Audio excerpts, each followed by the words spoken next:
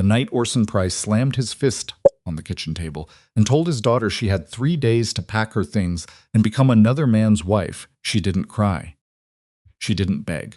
She just looked at the man who was supposed to protect her and realized with cold and terrible clarity that he never had. He wasn't protecting her now.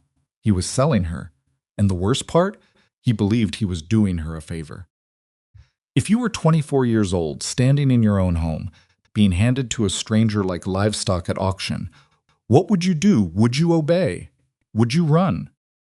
Elowen Price ran, and the road she ran down led straight into a storm and into the cabin of the most feared man in the entire mountain territory. She didn't know he was already inside.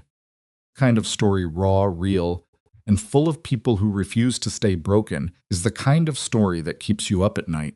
Then hit that subscribe button right now. I tell stories like this every single week, and I don't want you to miss a single one. Drop your city and country in the comments below. I want to see exactly how far this story travels. And if it moves you, hit that like button. It costs you nothing. It means everything. Now let's begin. The argument started over dinner. That was the thing about Orson Price. He never picked the dramatic moment, never waited for a quiet, private second.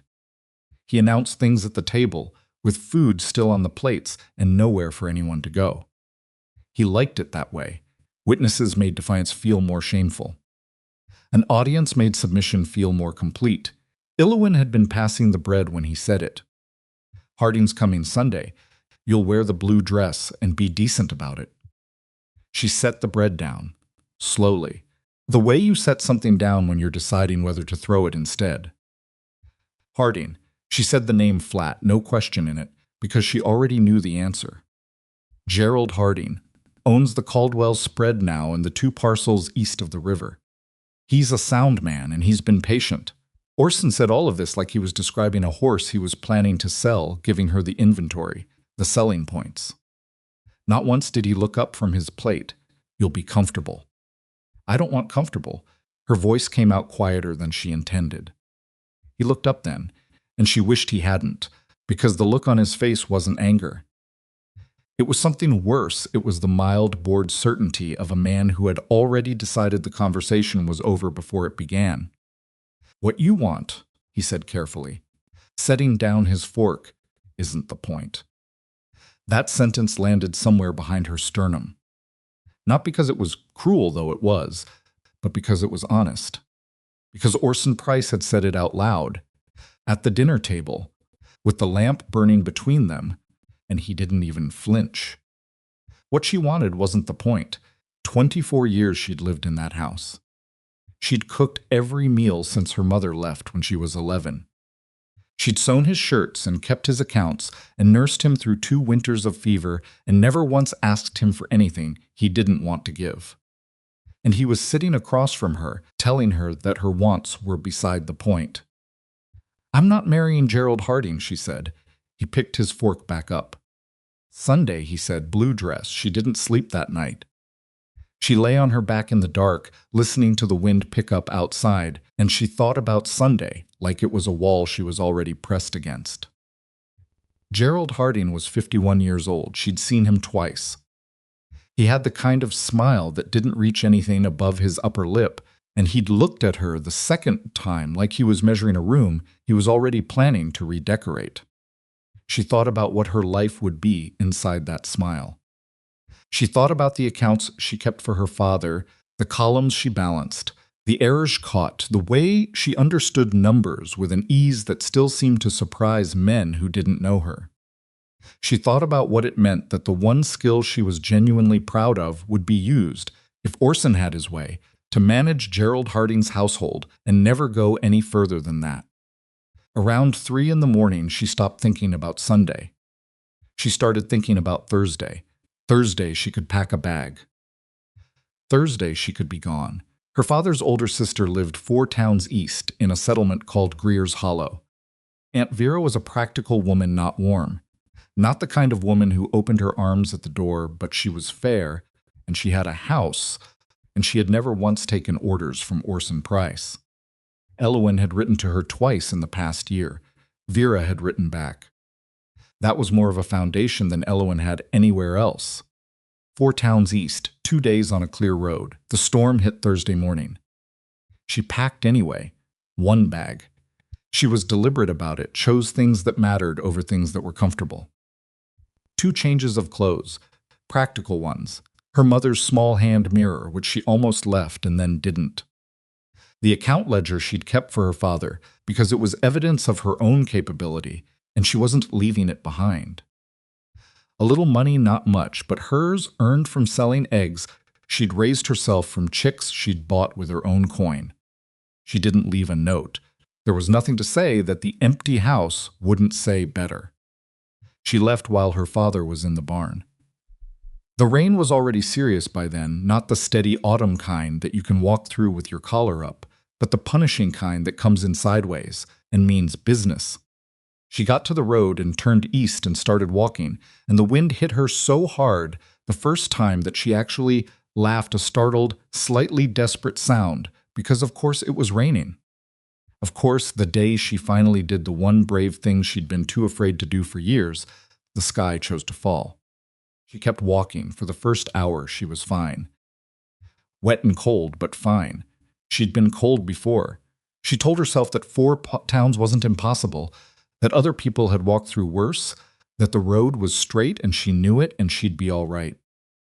By the second hour, the road started doing things roads aren't supposed to do. The creek that ran alongside the east road had been a polite thing in dry weather, 2 feet wide and quiet. By the time Elowen reached the stretch where it ran closest to the path, it had become something else entirely. Brown and loud and moving fast, creeping up over its banks, swallowing the lowest parts of the road she was trying to walk on. She stepped around the first flooded section. She waded through the second one, water up over her boots, the cold of it so immediate it felt like a physical blow. She stopped at the third. The bridge, a small wooden thing, old but solid, was gone. Not damaged, gone. She could see one post still sticking up on the far side, water foaming around it. The rest had been taken downstream. She stood there for a moment, rain hammering the back of her neck, and felt the particular quality of fear that comes not from something sudden, but from a slow realization, the kind that arrives like a door swinging shut on a room you didn't know you were standing in. She couldn't go forward. She couldn't stay where she was. And she hadn't passed a single house in the last 2 hours. She turned around. She almost missed it. She was walking with her head down against the rain, watching her own boots, when she looked up to check her direction and saw the shape of it, a house set back from the road, behind a line of bare trees, dark except for the faintest light in one window. Her first thought was relief. Her second thought, arriving immediately after the first, stepping on its heels, was that she didn't know who lived there. She was 4 miles from her father's property, 2 miles past the nearest neighbor she could name, and alone on a road that had just swallowed its own bridge. The house was dark. The property was completely fenced. There was no smoke from the chimney she could see. The light in the window was small, yellow, possibly a candle left burning, possibly nothing. She stood at the fence gate in the rain and weighed her options, which didn't take long because she didn't have many. The temperature was dropping. She'd stopped feeling her fingers on the left hand. The road back was 2 miles of rising water, and forward wasn't a road anymore. She pushed open the gate. She told herself she'd knock. She'd explain. She'd ask for nothing more than to wait out the worst of it on a covered porch. That was all. She wasn't asking to be taken in just to stand somewhere the rain couldn't reach for an hour. She made it to the porch and knocked. Nothing. She knocked again, louder. Wind took the sound and scattered it sideways. She tried the door. It opened. She knew the moment she stepped inside that someone lived there. Not a woman. She couldn't have said exactly why she knew that, but she did. The house was clean in the way of a man who maintained things out of necessity rather than preference. Everything had a place and was in it, but there were no soft touches anywhere. No curtains on the windows, no tablecloth, a mug sitting on the table with something dried at the bottom that had been there a while. But books, There were books everywhere, too, stacked on the table, a whole shelf of them along the far wall, a few on the floor beside a chair near the hearth. She noticed that the way you notice something unexpected, the way it made her pause and recalibrate what she thought she was walking into. The fire in the hearth was nearly out. Just coals, a thin orange glow, not enough heat to reach her from across the room. She stood just inside the door, dripping on the floor, and called out. Her voice sounded strange in the stillness, too loud, then immediately too small.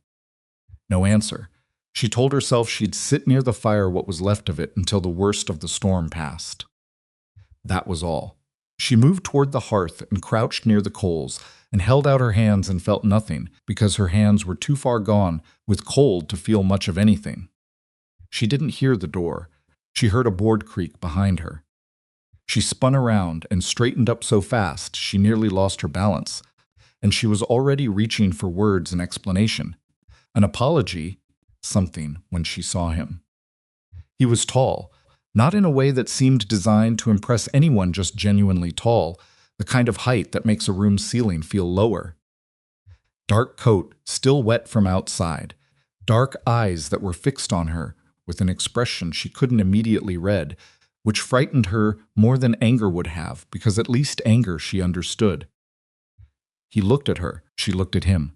Neither of them said anything for a moment that stretched considerably longer than comfortable. I knocked, she finally said. It came out steadier than she felt. He looked at the door, then back at her, like he was checking her math. Twice, she added. I heard you, he said. She opened her mouth and then closed it again, because that was a surprising answer. He'd heard her knock and hadn't answered. She didn't know what to do with that. I tried the door, she said. It was open, I know. Wasn't she stopped? Tried again. The bridge on the east road is gone. The water came up fast and I couldn't go forward and I can't make it back, and I saw a light and I knocked. She was giving him the whole story in a rush, not because she thought he'd want it, but because she needed to fill the silence with something that wasn't just the two of them standing in his house while he looked at her, like she was a problem he was working out. He looked at the hearth behind her, at the near-dead coals. Then he crossed the room. She moved back automatically, just a step, and hated herself for it, and crouched down where she'd been crouching a minute ago. He didn't say anything. He just started rebuilding the fire. Methodically, not quickly, like it was a thing that required attention, and he was giving it that attention, and he wasn't going to rush it for anyone's comfort, including hers. She watched him. He added wood from a pile beside the hearth. He worked the coals back into something useful. In a few minutes, actual flame was appearing, and she could feel the warmth starting to push outward. He stood up. You can stay until the road's passable, he said. He wasn't looking at her when he said it. He was looking at the fire. I don't want it. It'll be 2 days at least. He still wasn't looking at her. Maybe 3. The East Bridge doesn't flood unless the whole drainage is backed up, and when that backs up, it takes time to clear. She looked at his profile, the set of his jaw, the way he was just stating a fact. No negotiation in it, no warmth either, but no threat. I don't know you, she said. He looked at her then. Something shifted in his expression, though she couldn't have named what. No, he agreed, you don't. A pause. Silas Rourke, he said. The name hit her like cold water. She'd heard that name. Everyone in the territory had heard that name. She'd heard it the way you hear warnings about bad roads and thin ice spoken low, not lingered on, with a particular quality of unease underneath it that said the person warning you had either seen something or believed someone who had. Silas Rourke, Blackthorn Ridge, the man who'd run someone off his land or worse, depending on who told the story. The man nobody went looking for. The man the settlement's children had invented at least 6 different versions of, none of them kind. She was standing in his living room. He had just rebuilt his fire for her. Elowyn Price, she said, because it seemed wrong not to. He nodded once, like it was filed away. Useful, perhaps, or just acknowledged. There's a room at the end of the hall, he said. Door has a lock. Keys on the inside. He said that last part keys on the inside with a deliberateness that told her it wasn't accidental. He wanted her to know that whatever this was, she'd be the one holding the key. She didn't say thank you. She didn't know how to say it in a way that didn't sound like she expected something bad from him and was relieved not to get it, which felt like an insult wrapped in gratitude. "I'll stay out of your way," she said instead. He was already moving toward the back of the house. "I know you will," he said, not unkind, just certain. Like he was saying, you can decide how close or how far, and I'm not going to make that decision complicated for you. She stood by the fire until she heard his door close. Then she sat down right there on the floor in her wet clothes, in a stranger's house, with a name she'd been afraid of and a fire that was actually warm, and she let herself shake a little from the cold, she told herself. Just from the cold. Outside, the storm pressed against every window in the house and found no way in. Inside, Elwyn Price was still running. She just didn't know yet that the place she'd run to might be the first place in her life where no one was going to make her run. She slept in her wet clothes, not because she was too exhausted to change though she was, but because changing meant admitting she was staying, and some stubborn part of her wasn't ready to admit that yet. She'd found the room at the end of the hall exactly where Silas said it would be. Small, a single bed with a heavy quilt that smelled like cedar and cold air. A window that faced the back of the property, nothing visible through it but darkness and rain. She turned the key in the lock, heard the bolt slide home, and sat on the edge of the bed and listened to the storm work on the roof. She didn't expect to sleep. She was in a stranger's house with her father's deadline still ticking somewhere in the back of her mind, and the name Silas Rourke moving through her thoughts like a splinter she couldn't quite locate. But the fire's warmth had crept down the hallway, and the quilt was heavy, and at some point between one ragged thought and the next, her body simply gave up arguing. She woke to gray light and silence. The storm had not stopped. She could still hear it, but it had changed register lower, steadier, less furious. The kind of rain that has accepted it will be here a while and has stopped trying to prove anything. She lay still for a moment, orienting herself, the locked door. The cedar smell, the unfamiliar weight of the quilt. Then it all arrived at once, the table, the blue dress, Gerald Harding's non-smile, and she sat up. Her coat had dried stiff overnight. Her boots were not fully dry but closer. She stood in front of the small square mirror on the wall and looked at herself and thought, this is what running looks like. Hair half collapsed out of the braid she'd put it in yesterday morning. A bruise coming up on her left shin from somewhere on the road she couldn't remember. Eyes that looked older than they had on Wednesday. She unlocked the door. The hallway was empty.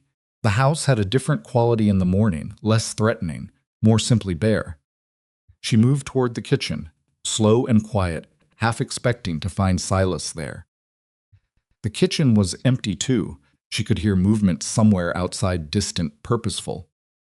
Barn sounds, she thought, the particular rhythm of someone who knows what they're doing and does it without drama. She looked at his kitchen. It wasn't dirty. That was the first thing she noticed, and it surprised her. She'd expected something closer to neglect, but the kitchen wasn't neglected so much as it was defeated. The kind of order that comes from a single person doing enough to function and nothing more. The shelves were organized but sparse. There was a pot that needed scrubbing that had been half scrubbed and then abandoned, probably more than once. A sack of oats, a tin of coffee, dried beans, some salt pork wrapped in cloth.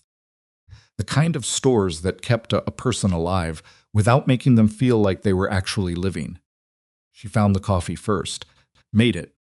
Not because she was sure he'd want her to. She wasn't sure of anything about what he wanted, but because the act of making coffee was something her hands knew how to do without asking her brain for permission. And, right now, that was valuable. When she heard his boots on the porch, she was standing at the stove. He came in and stopped. He looked at the coffee, then at her. "I made enough for two," she said. "You don't have to want it." He came to the stove and poured himself a cup without saying anything. She couldn't tell if that meant he appreciated it, or simply that he'd decided to accept what was already done.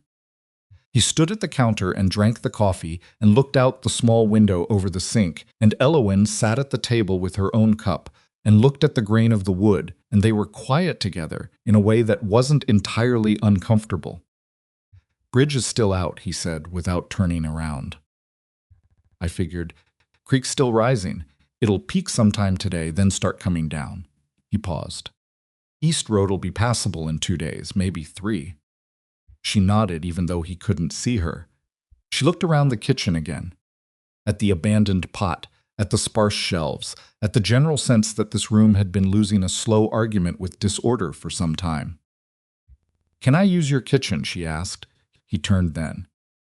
Looking at her with that expression, she still couldn't fully decode, not suspicious exactly, but careful. Like he was checking the question for something hidden in it. "To cook," she said. "I'm not good at being idle, and you've got enough stores for a decent meal." "I can—" She stopped herself from over-explaining. "I'll stay out of the rest of your way. But I need something to do with my hands." A moment. "Kitchen," he said. "Use it." She found the flour behind the beans, found dried apples in a tin that she almost missed on the top shelf, found some salt and a little lard and an iron skillet that was, she had to be honest with herself, better seasoned than any pan she'd ever owned, which told her something about Silas Rourke that she stored without analyzing. She made biscuits, made them the way her mother had showed her before she left, the old way with your hands instead of a spoon, feeling the dough until it stopped being sticky and started being right. It was the most normal thing she'd done in 3 days. Her shoulders came down from somewhere near her ears. Her jaw unclenched. She pressed biscuit rounds onto the pan and put them in the oven and stood at the counter and felt, for the first time since she'd walked out of her father's house, like she could actually breathe. Silas came in from outside while they were baking. He sat down at the table, not close, not crowding, just sat, and she could feel him being careful of the space he was taking up. She noticed it without turning around. The way he chose the chair on the far side rather than the one nearer the stove. The way his voice, when he did speak, had a particular quality of restraint to it, like someone who'd learned that his default volume was more than he intended. "You said you're a Price," he said. "Yes, Orson Price's daughter." She turned around at that. He was watching her steadily. Not with suspicion, but with the particular attention of a man who'd just placed something in a mental landscape he already had mapped out. "You know my father?" "Know of him." He wrapped both hands around his coffee cup.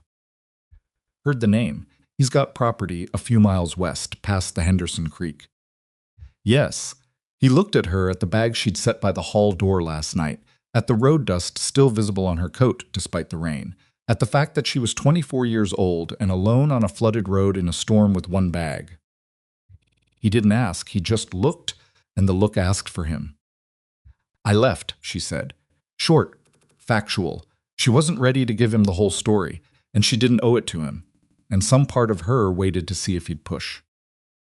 He didn't. "All right," he said. Just that all right. Like it was a reasonable thing for a person to do, and he wasn't going to interrogate the reasons. She turned back to the oven. She stood there for a moment with her hand on the oven door and felt something odd. Something she didn't have an immediate name for. It wasn't relief exactly. It was more like the feeling you get when you've been braced for impact, and the impact doesn't come, and your body doesn't quite know what to do with all the readiness it was holding. The biscuits came out right. They ate at opposite ends of the table. It was a small table. Opposite ends wasn't very far. But she appreciated that he didn't close the distance without invitation, and she appreciated that he ate the food without comment, except to eat more of it than she expected, which she took as a different kind of comment. "You read a lot," she said, looking at the shelf of books along the wall. He glanced at the shelf. "Yes, you have a lot of law books." He looked at her then. Something shifted behind his eyes, but it came and went fast. "What do you know about law books?" he asked. "I kept my father's account since I was 14. He had a property dispute 2 years ago. I helped him understand the documents. She paused. I recognized the spines, Blackwell's land tenure guide. Territorial code from '84. I used both of those. He was quiet for a moment. You kept accounts, he said. Yes. At 14, 14, 15, all the way through. She picked up a biscuit. He didn't think to check whether the person doing the numbers was a woman once the numbers were right. Something in Silas's expression shifted, not softening exactly, but adjusting. Like a recalibration. You any good at it, he asked. Better than anyone my father ever paid to do it, she said, and she didn't say it to impress him. She said it because it was true, and she was tired of truth being something she had to apologize for. He was quiet for a moment. Then my records are a mess. She looked up. Not asking, he said quickly. And there was something almost careful in the speed of that clarification, like he'd heard himself and didn't want her to think he was angling towards something that would make her uncomfortable. I'm just saying. They are. How bad? 3 years of receipts in a box in the back room and a ledger I stopped trusting 2 winters ago. She thought about that. She looked at her biscuit. She thought about what it meant to be trapped in a house for 2 or 3 days with nothing to do but stare at walls and think about her father's face and Gerald Harding's non-smile and Sunday coming. I could look at it, she said, if you'd let me. He studied her for a moment, checking the offer for strings. She knew that look. She'd done it herself enough times to recognize it on someone else. No charge, she added. I need something to do. Your disaster helps me as much as you. That's a strange way to offer to help someone. I'm a strange situation, she said. I'm trying to be honest about it. He got up and brought the box from the back room. Worse than he'd said.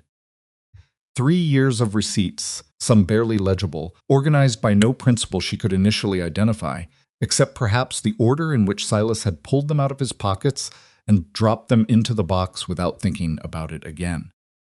The ledger was worse not because the numbers were wrong, but because the system behind them had been invented by someone who understood cattle and land and absolutely nothing about double entry accounting. There were entire categories of expense that simply didn't appear, which meant either Silas never had them or he'd been paying for things in cash and not recording them at all. Probably the second one. She cleared the kitchen table after breakfast, stacked the dishes to one side and spread the receipts out and started sorting. Silas came and went. He didn't hover. She could hear him moving through the house. Could hear the back door, the barn sounds again. The particular silence of a man who was giving her room to work and doing so deliberately. Around midday, she found something odd. A receipt, water and land assessment, territorial office, 3 years back for a sum that didn't match anything in the ledger. Not unusual in itself, but there was a note on the back of it in Silas's handwriting. Not numbers. Words, Eastman agreed not to file verbal. Witnesses? Calloway, Henner, Marsh. She turned it over. Read it again. Looked at the name Eastman. Looked at the amount on the front. Set it aside. She found 2 more like it over the next hour. Different dates. Same pattern. Payments logged. Notes on the back referencing an Eastman agreements that sounded like they'd been made outside any official process. She didn't understand what she was looking at, but she understood that it was significant and that someone had gone to some length to make the official record look like something other than what it was. When Silas came in at midday, she was sitting with those 3 receipts in her hand. "Who's Eastman?" she asked. He stopped moving, just completely stopped, like she'd said a word that required his whole body to process. "Where did you find that?" His voice was even, but something underneath it wasn't. "In your box," she said. "There are 3 of them. They don't match your ledger, and there are notes on the back about a verbal agreement and witnesses." She set them on the table between them. "I'm not trying to get into your business, but whatever this is, it's not accounted for, and if someone ever looks at your records..." "Nobody's going to look at my records. You don't know that." She looked up at him. "I didn't think my father was ever going to come looking for me either." That landed somewhere. She watched it land. He pulled out the chair across from her and sat down heavily. He was quiet for a long moment. Calvin Eastman, he said finally. Speculator. Came through the territory about 4 years ago. Had a lawyer and a surveyor and a very specific interpretation of the water rights law from '79. She waited. He was convincing people to sign documents. Small farmers, mostly. People who didn't have lawyers of their own. People who owed money and were nervous about drought seasons. He looked at the receipts on the table. The documents looked like loan agreements. They weren't. What were they? Water rights transfers, with a 5-year delayed activation clause buried in the middle. He said it flatly, like he'd rehearsed it until the anger was worn off the surface. By the time those farmers understood what they'd signed, Eastman would have had legal control of irrigation access for 6 properties along the East Ridge. During any dry summer, he could have charged whatever he wanted. They'd have had to pay or lose their stock. Elowen looked at the receipts. She thought about the sums. She did the math fast, the way she always did, automatically. This amount here, that's the assessment on 3 of those properties. I paid it, he said. Filed counter-documentation with the territorial office. The verbal agreement was Eastman agreeing not to pursue the original filings, in exchange for me not going further with what I'd found. What had you found? A pause. He'd falsified the survey markers on 2 of the properties. Moved them. Physical markers. In the ground. He looked at her steadily. That's not a civil matter. That's criminal. He knew I knew. That was enough. She sat back. She looked at the man across the table, this man everyone in the theater was afraid of, and tried to fit that story into the shape that fear had drawn for her. Tried to find where the monster lived in the version of events she'd just heard. She couldn't find it. Why didn't you tell anyone what actually happened? She asked. He looked at her like it was a strange question. Tell them what? I went after a man who had lawyers and money and surveyors' stamps on official documents. I had land, a little cash, and the fact that I was willing to spend both. He picked up one of the receipts, looked at it, set it back down. Eastman left. The farmers kept their water rights. That was the outcome. The explanation seemed less important than the result. The explanation, she said carefully, is why half the territory thinks you drove a man off his land through intimidation. He looked up. I've heard what they say, she said. She wasn't trying to be unkind. She was trying to be honest, because she thought he deserved honesty more than he deserved comfort. I heard your name before I ever saw your house, and it wasn't said kindly. He was quiet for a moment. I know what they say, he said. And you just let them? He looked at the table, at the receipts between them, at his own hands, which were large and scarred in the specific way of hands that have done outdoor work for many years. I'm not good at explaining myself, he said. Never have been. And I've never found it useful, exactly, trying to convince people of things they've already decided. He paused. It gets exhausting. She thought about that. She thought about her father's table and the blue dress and all the times she'd tried to explain herself to a man who'd already decided what she was going to do.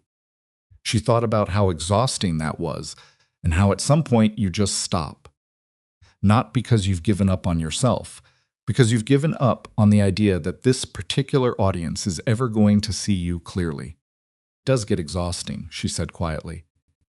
He looked at her then, and for a moment something passed between them, not romance, not yet anything that resembled it, just the particular recognition of two people who have each, in their own way, been badly misread and have learned to carry that in silence. He pushed the receipts back toward her. Can you actually fix those records? He said. Yes, she said. Then fix them. She pulled the receipts back and reached for the ledger and got back to work. The afternoon passed in a way she hadn't expected, not comfortably, not yet, but usefully. There's a particular quality to time spent doing something you're actually capable of, and Elowen had been deprived of that quality for long enough that she felt its return almost physically. Her pen moved. The numbers aligned. She found errors she could correct and holes she could fill, and a pattern in Silas's spending that told her more about how he ran the ranch than any conversation could have. He wasn't wasteful. That surprised her. Men who lived alone. she'd found often were buying too much of one thing and forgetting they needed another, paying more than necessary because they didn't track enough to negotiate. Silas wasn't like that. His records were disorganized, but his actual decisions, once she could reconstruct them, were sound. He spent money where it mattered and held it where it didn't, and had, at some point 3 years ago, made a large investment in the property's fencing that had probably cost him everything he had and had been the exact right decision based on the cattle records that came after. She didn't say that to him. Not then. She just noted it privately in the way she noted things filed it away in whatever internal system she ran on. Silas worked. He came in and went out. Once he brought in more firewood without being asked and stacked it by the hearth and didn't comment on it. Once he stopped in the kitchen doorway and looked at the table now covered with sorted receipts and her corrected ledger pages, and she thought she saw something in his face that might have been relief, though she couldn't be certain. That evening she made a proper meal out of the salt pork and the beans and the dried apples from the tin, and they ate it at the same table with the sorted papers pushed to one side. And it was better than the morning had been in a way that was hard to articulate. Less tense. Or not less tense exactly, but differently tense. Like the tension had changed character. Like they'd reached some preliminary understanding that whatever this situation was, it was survivable. "You're better at this than you said," Silas said. She looked up from her bowl. At cooking, the accounts. She thought about how to answer that. "I didn't undersell it," she said. "I told you I was better than anyone my father paid." That's a low bar. Most of what he paid for based on those records was incompetence. She made a surprised sound, not quite a laugh, but something in that direction. He noticed it. She could see him notice it in the brief shift of his expression, something a little warmer moving through the careful steadiness of his face. "You've seen his records," she said. "Ran into them in the property dispute 2 years back. The one that went to the territorial office." He paused. "I wasn't involved, but I saw the filings. The bookkeeping was bad." "I fixed that," she said. "I know," he said it simply. "Your name was on the corrected documents." She stared at him. "I noticed," he said, and there was something in the way he said it quiet, matter of fact, like he was confessing something he didn't particularly want to confess that made her feel oddly seen. Not in an uncomfortable way. In the way you feel when you realize someone has been paying a different kind of attention than you thought. She looked back at her food. "I didn't know he put my name on the filings," she said. It was there. She thought about that for a long moment. Her father had let her do the work and put her name on the documents, and never once mentioned to her that he'd done it. She didn't know if that was a small theft of credit or a small acknowledgement of truth. And she wasn't sure which version of her father. She was angrier at the one who stole it or the one who might have been, in his limited and graceless way, giving her something. "He's going to come looking for me," she said. She hadn't meant to say it. Or she'd meant to say it eventually, but not now, not over dinner when things had just gotten slightly less tense. It came out of her like a fact that had been too heavy to keep carrying. Silas set down his fork. "Your father," he said. "Yes." She looked at the table. "He had plans for me. Specific ones," I interrupted them. She wasn't looking at him, but she could feel him deciding something, could feel the weight of his thought. "He know you had kin east of here? Probably. Then he knows the road you'd have taken," Silas said. It wasn't an accusation, it was just a man laying out a map. "And he knows the bridge went." She looked up. "He'll come here," she said. Not a question. "If he's looking for you on that road," Silas said quietly, "and the bridge is out, and he finds a gate, yes. He'll knock." She felt something cold move through her that had nothing to do with the temperature in the room.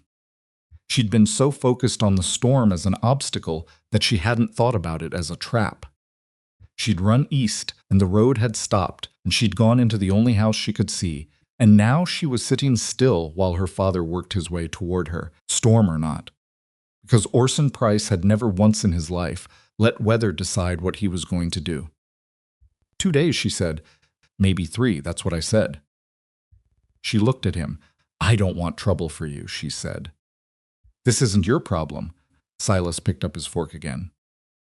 He looked at it for a moment, then set it back down like he'd reached for something habitual and reconsidered it.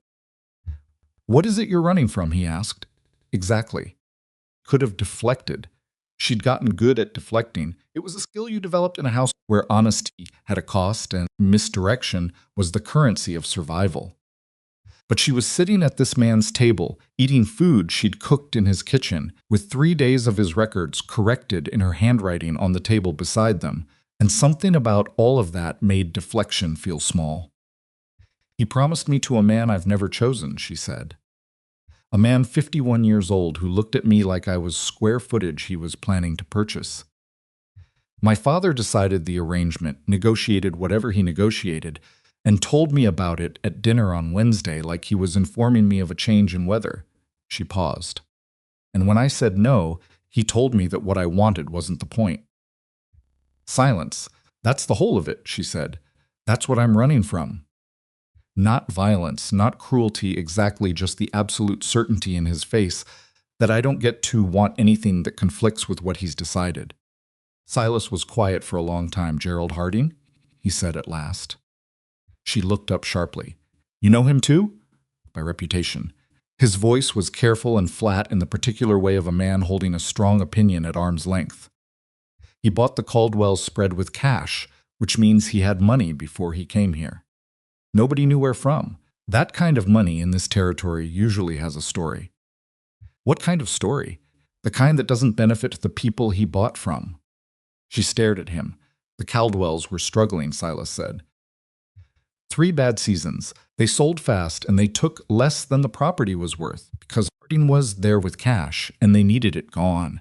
He looked at the table. I bought a parcel from the Henderson family the same year. Paid market value and let them stay through the winter. Harding didn't do either. She felt something tighten in her chest. My father thinks he's a good match, she said, and the words tasted like something rotten. Your father? Silas said, very evenly, may not know. Or may not have looked. He paused. Or may have decided that your comfort is less important than whatever agreement makes him feel settled. She thought about the table on Wednesday, the blue dress. What you want isn't the point. The third one, she said. Silas nodded slowly, like he'd suspected. They sat with that for a moment. The fire was going well. Silas had rebuilt it without ceremony after dinner, the same way he'd done everything, with quiet competence and no need for acknowledgement.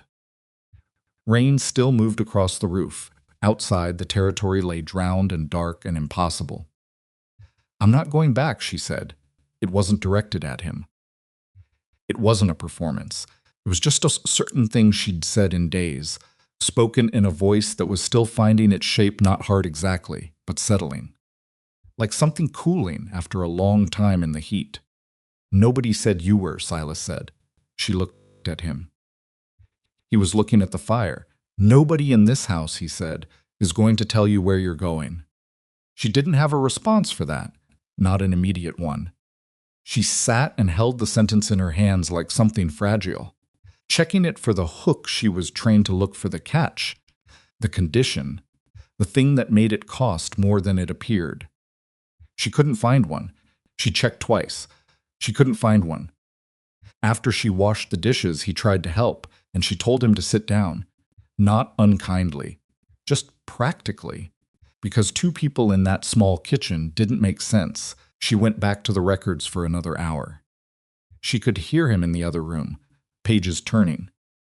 The occasional settling of the house against the wind. Normal sounds, she thought. Sounds a house made when it was occupied by people who were going to be all right. She corrected the last 3 months of the ledger and set the pen down and looked at what she'd built over the course of one afternoon and evening, and felt something she hadn't felt in longer than she could pinpoint. She felt useful, not obligated, not necessary in the way of a person who'd be missed only because of the tasks they performed. Useful in the way of someone who'd taken a genuine problem and handled it with her own particular skill, and the result was better than what had existed before. She closed the ledger. She sat for a moment in the quiet kitchen, with the fire low and the rain outside and the ledger under her hand, and she thought about Sunday, about the blue dress, about Orson coming down that road with a lantern in his hand and certainty in his face.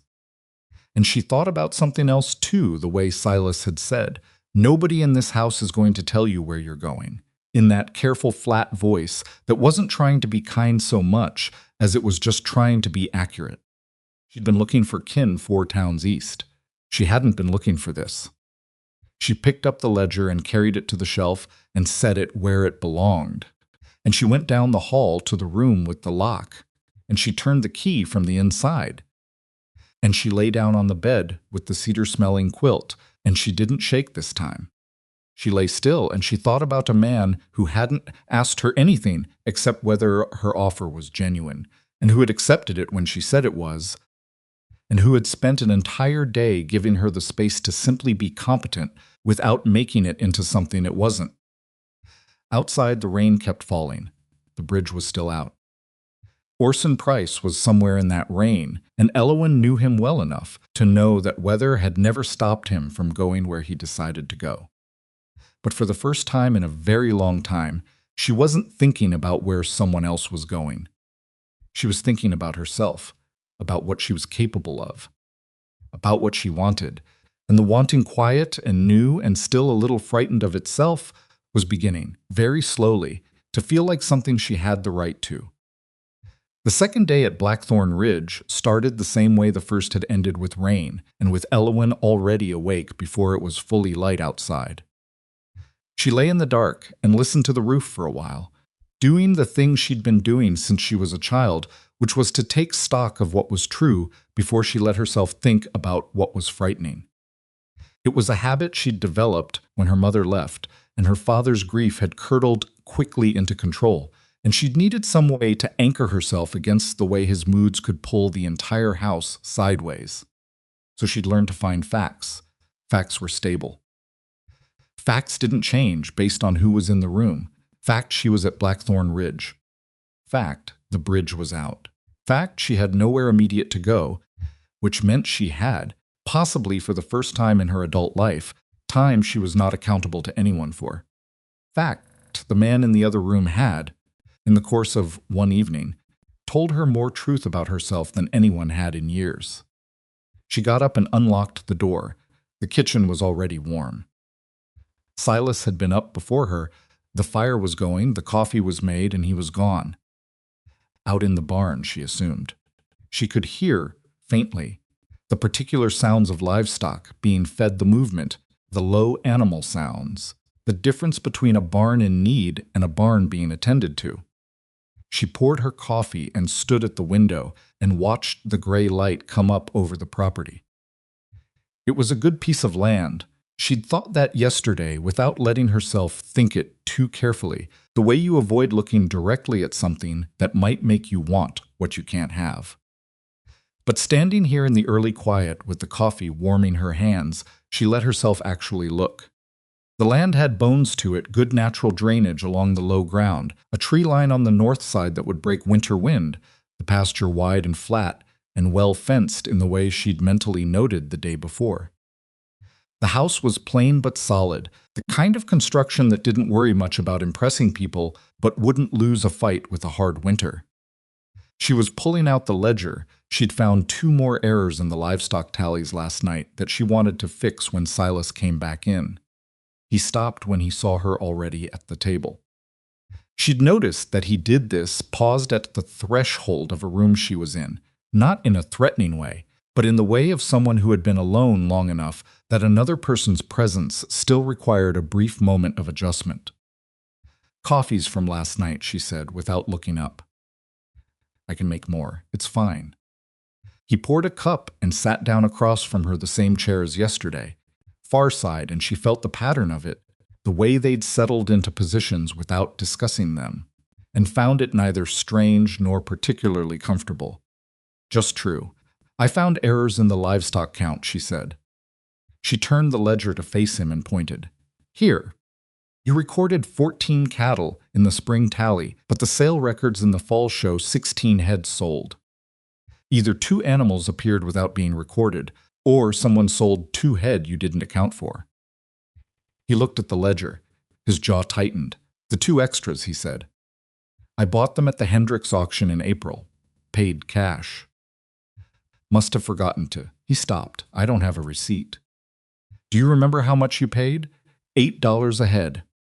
She wrote it in, corrected the column, showed him the adjusted total. He looked at it for a moment. Then he looked at her. Where did you learn to do this? He asked. My father's kitchen table, she said. 14 years old with a pencil and a ledger he'd already made a mess of, trying to figure out why his numbers didn't add up. She closed the ledger. They didn't add up because he'd been guessing at 3 of his expense categories and rounding up on another 2. I caught it in about an hour. What did he say? He said I must have made a mistake. She said it without bitterness, just as a fact, the way she'd trained herself to say things about her father. Then he checked the numbers himself for 2 hours and found that I was right, and the next month he handed me the ledger and said, keep an eye on this, and never mentioned it again. Silas was quiet. He let you do it, he said. He just never. He never let me have it, she said. There's a difference.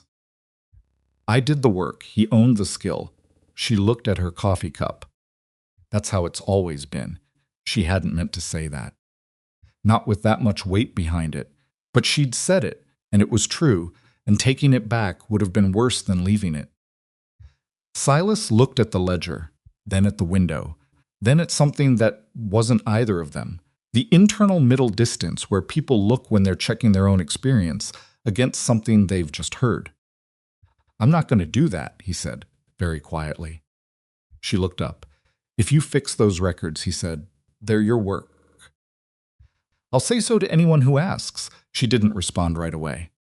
She looked at him, carefully checking, again, for the hook, for the condition attached to the generosity. She was beginning to find that checking for the hook with Silas Rourke was like checking a room for a door. You were certain was there, and every time coming up against solid wall and having to adjust the architecture of your assumptions. All right, she said. He nodded, got up, refilled his coffee. Looked out the window. Creek still high, he said. But it's not rising anymore. That's something. By mid-morning, the rain had thinned to a drizzle, and Elowen had finished everything she could do with the records, without more information than she currently had. She'd been at the table for 3 hours, and her back hurt, and her fingers were ink-stained, and she needed to move. She went to the bookshelf. She hadn't let herself look at it closely yesterday, too aware of being a guest, too careful about touching things that weren't hers. But she'd been aware of it the whole time, the way you're aware of a conversation happening just outside earshot. She moved along it now and read the spines, the law books she'd recognized yesterday. 3 volumes on territorial land rights, 1 on water law specifically, 1 general legal reference that looked like it had been read until its spine was a suggestion rather than a structure. But then unexpected a long stretch of other things. History, mostly. American history. Some European, a fat book on the Roman Republic that had a piece of torn paper stuck in it as a marker about 2/3 through. Some natural science, 2 books on cattle husbandry. And then, jammed sideways on top of a row because there was no room to stand them upright, 3 novels. She pulled one out. She didn't know the author. The cover was plain, well worn. She opened it to the first page. That one's good, Silas said from behind her. She startled not badly, but enough. She hadn't heard him come in from outside. She turned, and he was standing in the doorway, coat damp from the drizzle, looking at the book in her hands with something that was almost unguarded. I didn't take you for a novel reader, she said. Most people don't, he said, which was both an answer and not one. What did they take you for? He moved to the side table and poured himself water from the pitcher. Depends on the person. Mostly something that doesn't read. She looked at the book in her hand, looked at him. The Roman Republic book, she said. You're 2/3 through. 3rd time, he said. She blinked. 3rd time reading it, he clarified as if she might have misunderstood. The markers from this time through. I read it the first time trying to understand how a republic becomes something else. Second time trying to figure out if it was inevitable or just a series of people making bad choices. He stopped. Seemed to notice he'd said more than he usually did. He looked at his water glass. Third time, I'm still not sure. She thought about that. She thought about a man who people were afraid of, sitting in this bare-walled house in the middle of a mountain territory, reading the history of a republic that died 2,000 years ago, and trying to understand how power corrupts people who started with better intentions. I think it's both, she said. Inevitable and people making bad choices. The choices are what make it feel inevitable. He looked at her. Neither of them said anything for a moment. Take the novel if you want it, he said.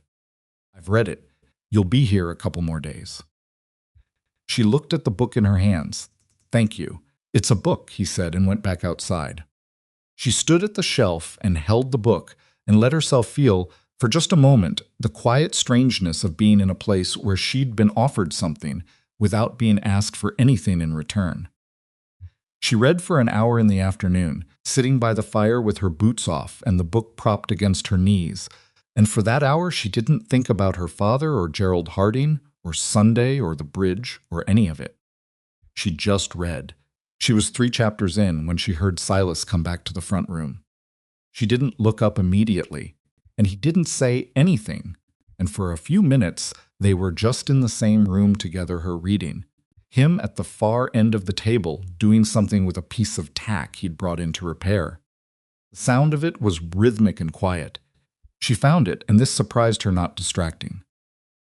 Almost the opposite. She had not, in a long time, been in a room with a man who didn't want something from her. That was not a thought she let herself finish all the way through. She folded the edge of the page and closed the book. Can I ask you something? She said. You can ask, he said. Which was not a yes, but wasn't a no. Why does it bother you less than it should? What they say about you? He didn't look up from the tack. What makes you think it doesn't bother me? Because you talk about it like it's the weather. Something happening outside you that you've simply decided not to let through the window. He was quiet for a moment. It bothered me, he said at last. For the first year, more than I showed. He turned the piece of tack over in his hands. I'd done something that cost me a significant amount of money and 2 months of my time, and when it was done, the people I'd done it for decided I'd done it through fear instead of... He stopped. Not through anything decent, anyway. Did you try to correct them? Once. Rode out to the Henderson place and tried to explain the whole thing. Calloway was there, one of the witnesses to the verbal agreement with Eastman, and he just looked at me like I was telling a story. Not like he thought I was lying exactly. More like the story required him to update something about me, and he'd already decided who I was, and updating it was more trouble than it was worth. She felt that land in her own chest. She knew exactly that look. She'd been on the receiving end of it her entire life, from her father, not malice. Just the closed door of a man who had decided you were a certain kind of thing and didn't see why he should have to rethink it. So you stopped, she said. So I stopped. And it didn't bother you after that? He looked up then. His eyes were direct and a little tired. I didn't say that. She held his gaze. I said it bothered me less, he said. That's not the same thing as it not bothering me at all. It's more that he seemed to search for the word. You reach a point where you understand that some people have already written your story, and the story they've written doesn't have a part for you to play that changes their mind. And once you understand that, the energy you were putting into trying to change their mind becomes available for other things. What things? He looked back down at the tack. This, he said simply. Meaning the property, the land, the house, the work. She sat with that. That sounds lonely, she said. She hadn't meant it to sound soft. She'd meant it as an observation, a fact like the other facts she collected. It has been, he said. He said it the same way he said everything straight without performance. Just true. She picked up the novel again and didn't say anything further, and neither did he, and the fire moved in the grate, and the drizzle moved across the roof, and the afternoon went on. That evening, she found the error that changed everything. She hadn't meant to go back to the record she'd been in the kitchen making supper, dried beans, and the last of the salt pork, stretching it farther than she'd expected to need to. But while the beans were on the stove, she'd sat at the table and pulled the stack of older receipts toward her, the ones from 3 and 4 years back that she hadn't gotten to yet just to keep her hands busy. She was sorting them by date when she found it. It was a receipt from the Territorial Land Office, a filing fee, routine enough on the surface. But the name on the filing wasn't Silas's name, and the property reference number didn't match any of the parcels in his current ledger. She turned it over. There was no note on the back this time. Just a reference number and a date and a name she didn't recognize. She went and found the water law book from the shelf, the specific one, the one with the most wear on it, and she opened it to the back where the territorial code tables were, and she cross-referenced the property number. She had to read it twice. The property in question was a parcel she hadn't seen in any of Silas's current holdings. But the filing was in the territory's name, not Eastman's, not anyone's private name. Public trust filing. Which meant she worked through the logic carefully, the way she always did, step by step, which meant that someone had tried to have that parcel designated as public territory rather than allowing it to pass into private hands. And the filing fee for doing that was paid by Silas Rourke. She sat with this for a long time while the beans simmered.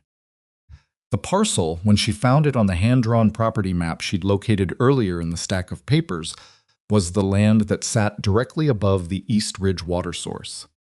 Headwaters, the place where, if anyone ever wanted to build a permanent dam or diversion, the place where one person holding private title could strangle the entire eastern drainage. Eastman hadn't just been after water rights for 6 properties. He'd been after the headwaters, and if he'd gotten them, the verbal agreement Silas had forced him into wouldn't have meant anything eventually. Private title to the headwaters was a slow override. In 5 years, 10 years, whatever the water law said about prior agreements, the person who owned the source would have leverage over everything downstream. Silas hadn't just stopped Eastman. He'd filed to have the headwaters taken into public trust, permanently, at his own expense, so that no single person could ever do it again.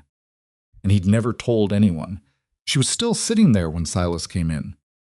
He looked at her face and stopped. "What?" he said. She turned the receipt to face him. He looked at it. His expression didn't change much, just a slight settling, like something that had been held up for a long time being carefully set down. "Where did you find that?" he said. "Bottom of the pile." 3 years back, he moved to the table and sat down and looked at the receipt and didn't say anything for a while. "You filed the headwaters into public trust," she said. "Your own money, after everything with Eastman." "Yes." "And nobody knows. The Territorial Land Office knows," he said. "It's in the public record. Anyone who cared to look." "Nobody looked," she said. He was quiet. "The people in this territory," she said carefully, "think you chased a man away through intimidation. They don't know about the water rights. They don't know about the farmers you protected. And they absolutely don't know about this." She gestured at the receipt. "You spent your own money to permanently protect water access for every property on the East Ridge, and you just didn't mention it." "It's in the public record," he said again. "Silas." She said his name sharply enough that he looked up. "You could have told people. You could have explained. Even once. Even just to the Hendersons, or to Calloway, the man who was your witness." "I know," he said. "Why didn't you?" He looked at the receipt on the table. "Because when I did it," he said, "I wasn't doing it so people would think well of me. I was doing it because it was the right thing and it needed doing, and I was in a position to do it." He looked up at her. "Explain it, then the thing I did becomes about what people think of me for doing it. And I don't." He stopped. "That's not why I did it." She stared at him. She had known men who said things like that and didn't mean them, who performed principled selflessness as its own kind of currency. She'd gotten very good over the years at identifying the performance. The slight lean forward when they delivered the line. The pause that was calibrated to let you absorb their virtue. Silas said it sitting back in his chair looking at a piece of paper, in the flat voice he used for everything, and there was no pause and no lean and no calculation. He just said it because it was what he meant. That's admirable, she said. And also a little infuriating. He looked up. Because you're letting people be afraid of you, she said. Specifically, not just indifferent to you afraid. That has consequences for anyone who... She stopped herself. It's not a sustainable way to live. I've been living it fine. Have you? He held her gaze and didn't answer right away, and that non-answer was its own kind of answer. The beans, he said finally. She looked up. The beans. She'd left the beans on the stove. She got up and went to the stove and stirred them, and they were fine, not burned, nowhere close. She'd been keeping part of her attention on them, the whole time the way you do when you're someone who's spent years cooking while managing 3 other things simultaneously. But the interruption was useful. It gave them both a moment to not be looking at each other. She served the beans. They ate. The receipt stayed on the table between them like a third person at the meal. It was after supper, with the dishes done and the fire rebuilt, that Silas said the thing she hadn't expected. She was sitting by the hearth with the novel, not really reading it, looking at the page, but not taking it in. And Silas was at the table doing something she'd been pretending not to notice, which was writing. Not records, not practical documents. He was writing in a small book she hadn't seen before, and he was doing it in the unself-conscious way of someone who forgot there was another person in the room, which told her he'd been alone long enough that the habit of privacy and company had fallen away without his noticing. She went back to her page. Then the sound outside changed. It was subtle, not dramatic, not a crash or a sudden noise. Just a difference in the darkness outside the window. She looked up and saw it before she understood what it was. A light moving, distant but steady, not random, purposeful. The kind of movement that had direction and intention. Silas saw her face. He turned and looked at the window. The light was coming down the road, slow but not uncertain. Whoever was carrying it knew where they were going. Elowen felt something in her stomach drop 6 inches. That's not someone passing through, she said. No, Silas said. He was already on his feet, moving to the window. He looked at the light for a moment. Then he looked at her. You expecting anyone? She didn't answer because she didn't need to.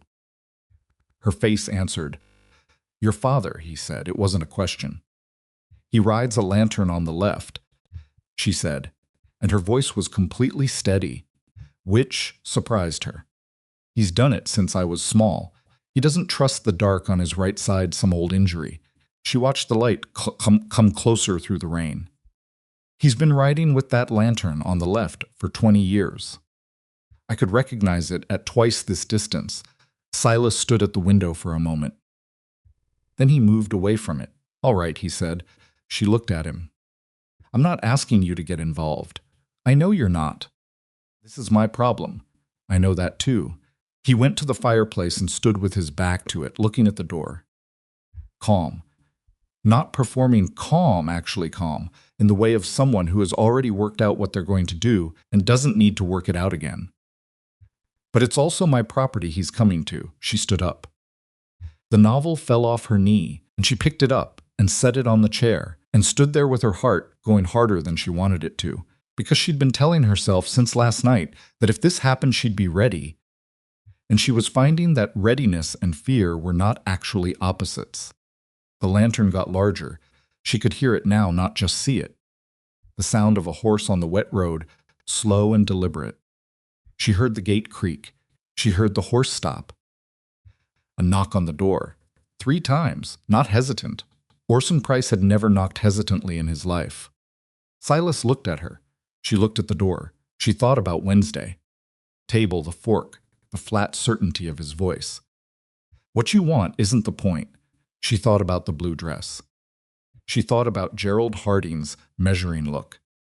She thought about the hand-drawn property map and the receipt with the filing fee, and a man who'd quietly spent his own money to protect people who then decided to be afraid of him. and she thought about what it meant to have spent your whole life doing the right thing, without explanation and without recognition, and without stopping. She crossed the room and opened the door. Her father was standing on the porch. He was wet, though not as wet as she'd been 2 nights ago. He'd had a hat and a proper oilskin because Orson Price did not go out into weather unprepared. His face, when it came into the light, was the face she'd been looking at her whole life, not cruel, not monstrous, just completely certain. Certain the way stone was certain, not because it was right, but because it had never been asked to be otherwise. He looked at her, then he looked past her, at Silas standing by the fire. His expression shifted, barely just a slight tightening around the eyes. She'd learned to read those shifts the way you learn to read weather. That particular tightening meant he was recalculating, filing something away, making a decision about what this situation required from him. Elowen, he said, her name in that voice, the voice that had been a door closing for as long as she could remember. Come inside and get your things. She didn't move back from the door. No, she said. He looked at her. He'd been expecting the word. She could see that in his face, the slight impatience of a man who has anticipated an obstacle, but she thought he hadn't expected the particular quality of it. Not the angry no of a girl in a fight, not the frightened no of someone buying time. Just no. Flat and arrived, the no of someone who had worked out where they stood and had stood there. He looked past her at Silas again. I don't know you, he said to Silas. His voice had an edge on it, not threatening, not yet, but the preparatory edge of a man who wanted to establish an order of things. Silas Rourke, Silas said, same way he'd said it to Elowen 2 nights ago. Just the name. Just a fact. Something moved across Orson's face. The name landing. She could see him process it, the territory's reputation for that name. Whatever version of it had reached him, working its way through his assessment of the situation. He looked back at Elowen. You came here, he said carefully. I came here because the bridge went out and I needed shelter, she said. The storm doesn't care about your timetable. You left without. Without permission, she said. Yes, I know. She held the door without stepping back from it. I left because you were planning to hand me to a man I didn't choose, and when I said I didn't want it, you told me that what I wanted wasn't the point. He was quiet for a moment. That was not it's what you said. Her voice was very steady. She was surprised again at how steady it was. At the table. Wednesday. You said it and you meant it. I'm not going to pretend otherwise. He looked at Silas again. She could feel him trying to use that look as leverage, trying to make the presence of a stranger in the room into a kind of pressure on her. An argument for taking this conversation somewhere more private, which would mean somewhere he had more control. Silas didn't move. He didn't speak. He stood by the fire with his hands at his sides and his face completely neutral, and he just was there. Present, not threatening Orson, not speaking for Elowen. Just standing in his own house in the plain fact of his own size and reputation, and making it clear, without a single word, that this was a conversation that was going to happen exactly where it was happening. Elowen felt something shift in her chest. He wasn't rescuing her. He was just making sure she had ground to stand on. She looked back at her father. I'm 24 years old, she said. I've kept your account since I was 14. I've run your household since I was 11. I have made more right decisions in this territory than most people twice my age, and you have spent those decisions like you owned them, and I am done with that. Orson's jaw tightened. You don't know what Harding can offer. I know what he took from the Caldwells, she said. That stopped him. I know he came into this territory with cash that nobody could account for and bought struggling families out at below value and let them believe he was helping them. She watched her father's face. Did you know that? Did you look, or did you just decide that cash in hand and a property deed was enough? He didn't answer right away. And in the silence of him not answering, she saw something she almost never saw on Orson Price's face, a flash of something that might, if it had been allowed to fully surface, have been uncertainty. I made the arrangement that I believed was best for you, he said. Quieter now. I know you did, she said. I believe that's true. And it doesn't matter. He looked at her.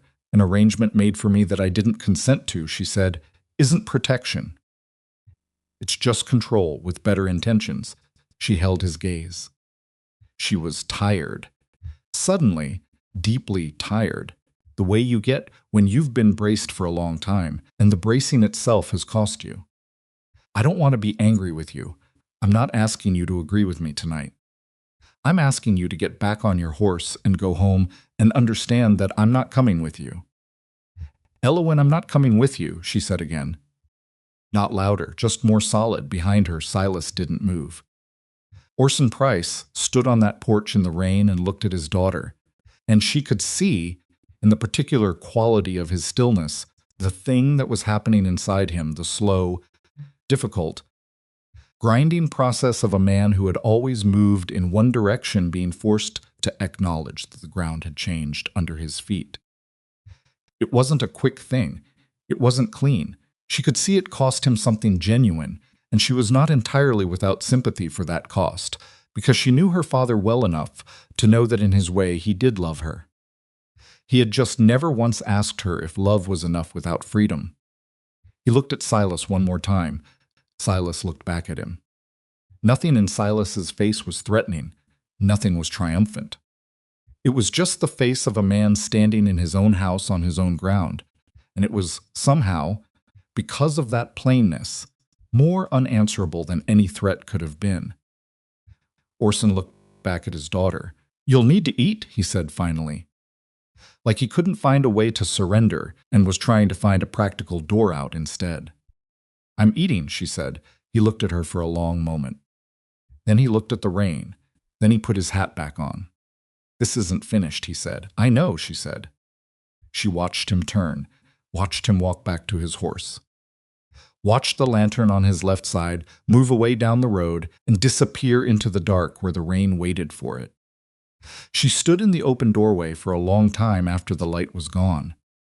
Then she stepped back and closed the door. She turned around. Silas was still standing by the fire.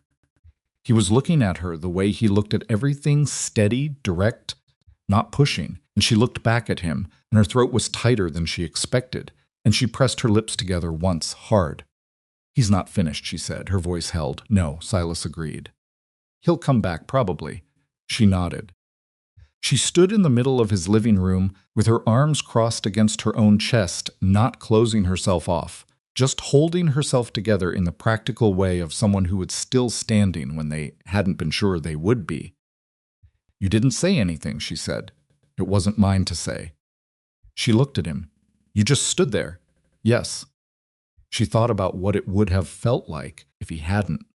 If she'd had to face her father in an empty room, with no one behind her, with nothing between her and the full hate Orson's certainty except her own 2 feet.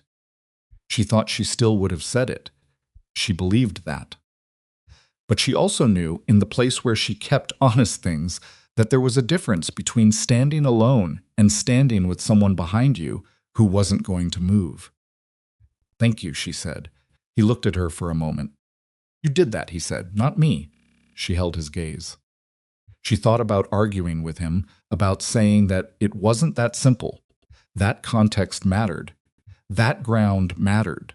That you couldn't separate the thing from the conditions that allowed the thing. She thought about saying all of that. Instead, she uncrossed her arms and went and picked up the novel from the chair where she'd left it and sat back down by the fire. Her hands were shaking, just slightly. She held the book until they stopped. Silas moved back to his chair. After a moment, she heard his pen moving in the small book again. The fire burned, the rain kept falling. And Elowen Price, who had spent 24 years inside a story someone else had written for her, sat in a strange man's house on a flooded road in the middle of nowhere and felt, under the exhaustion and the fear and the shaking hands, something else beginning to take up space. Not happiness, it was too soon for that. Not safety, she wasn't sure she'd ever fully learned what that felt like. Something quieter than both of those things. Something that felt, if she let herself name it, almost like the beginning of being her own. She didn't sleep well that night. Not because she was afraid that particular fear, the specific one that had been sitting on her chest since Wednesday, had changed shape after she'd watched her father's lantern disappear into the rain. It hadn't gone away, but it had become something she felt like she could hold, instead of something that was holding her. That was different. That was something. What kept her awake was a different kind of weight. The conversation kept replaying not the whole thing, just certain moments. The particular way her father's jaw had tightened when she'd mentioned the Caldwells. The way he'd said, "This isn't finished," with his hat back on, and his face turned partly away from her, like he needed to not be fully looking at her to say it. The way she'd said, "I know," and meant it, he would come back. She hadn't been wrong about that, and she hadn't said it to frighten herself. It was just true. Orson Price had ridden through a storm to collect her and had ridden away without her, and he would not simply stop wanting what he'd wanted before. Men like her father didn't reroute, they found different roads to the same destination. She lay in the dark and thought about that. At some point, she fell asleep without deciding to, and woke to thin light coming through the window and the smell of coffee already made, and a feeling in her body like she'd been wrung out overnight and hung up to dry.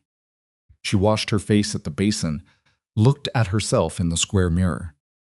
The bruise on her shin had gone from purple to something greenish yellow.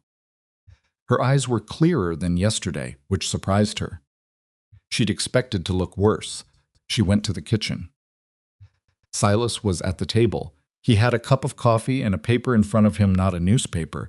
It was too far from any settlement for those to arrive reliably, but a handwritten document of some kind.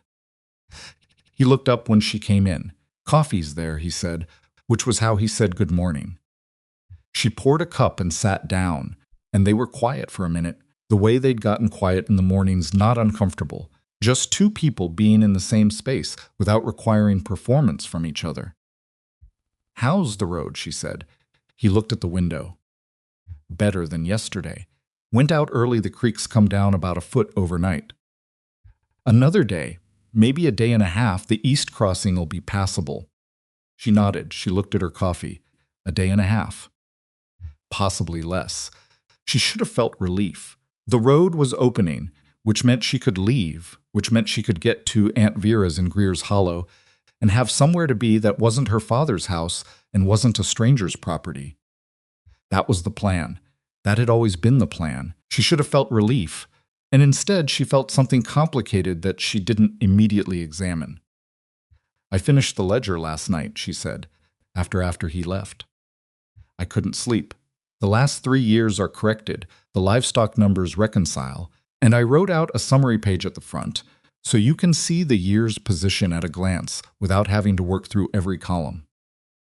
He looked at her across the table. "You finished it last night," he said. "I needed something to do." He was quiet for a moment. He looked at the document in front of him, then set it aside.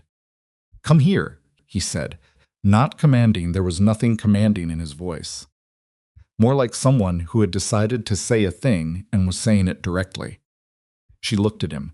"I want to show you something," he said. She brought her coffee and came around the table and stood beside him as he spread the document out flat. It was a hand-drawn map more detailed than the rough one she'd found in the record stack.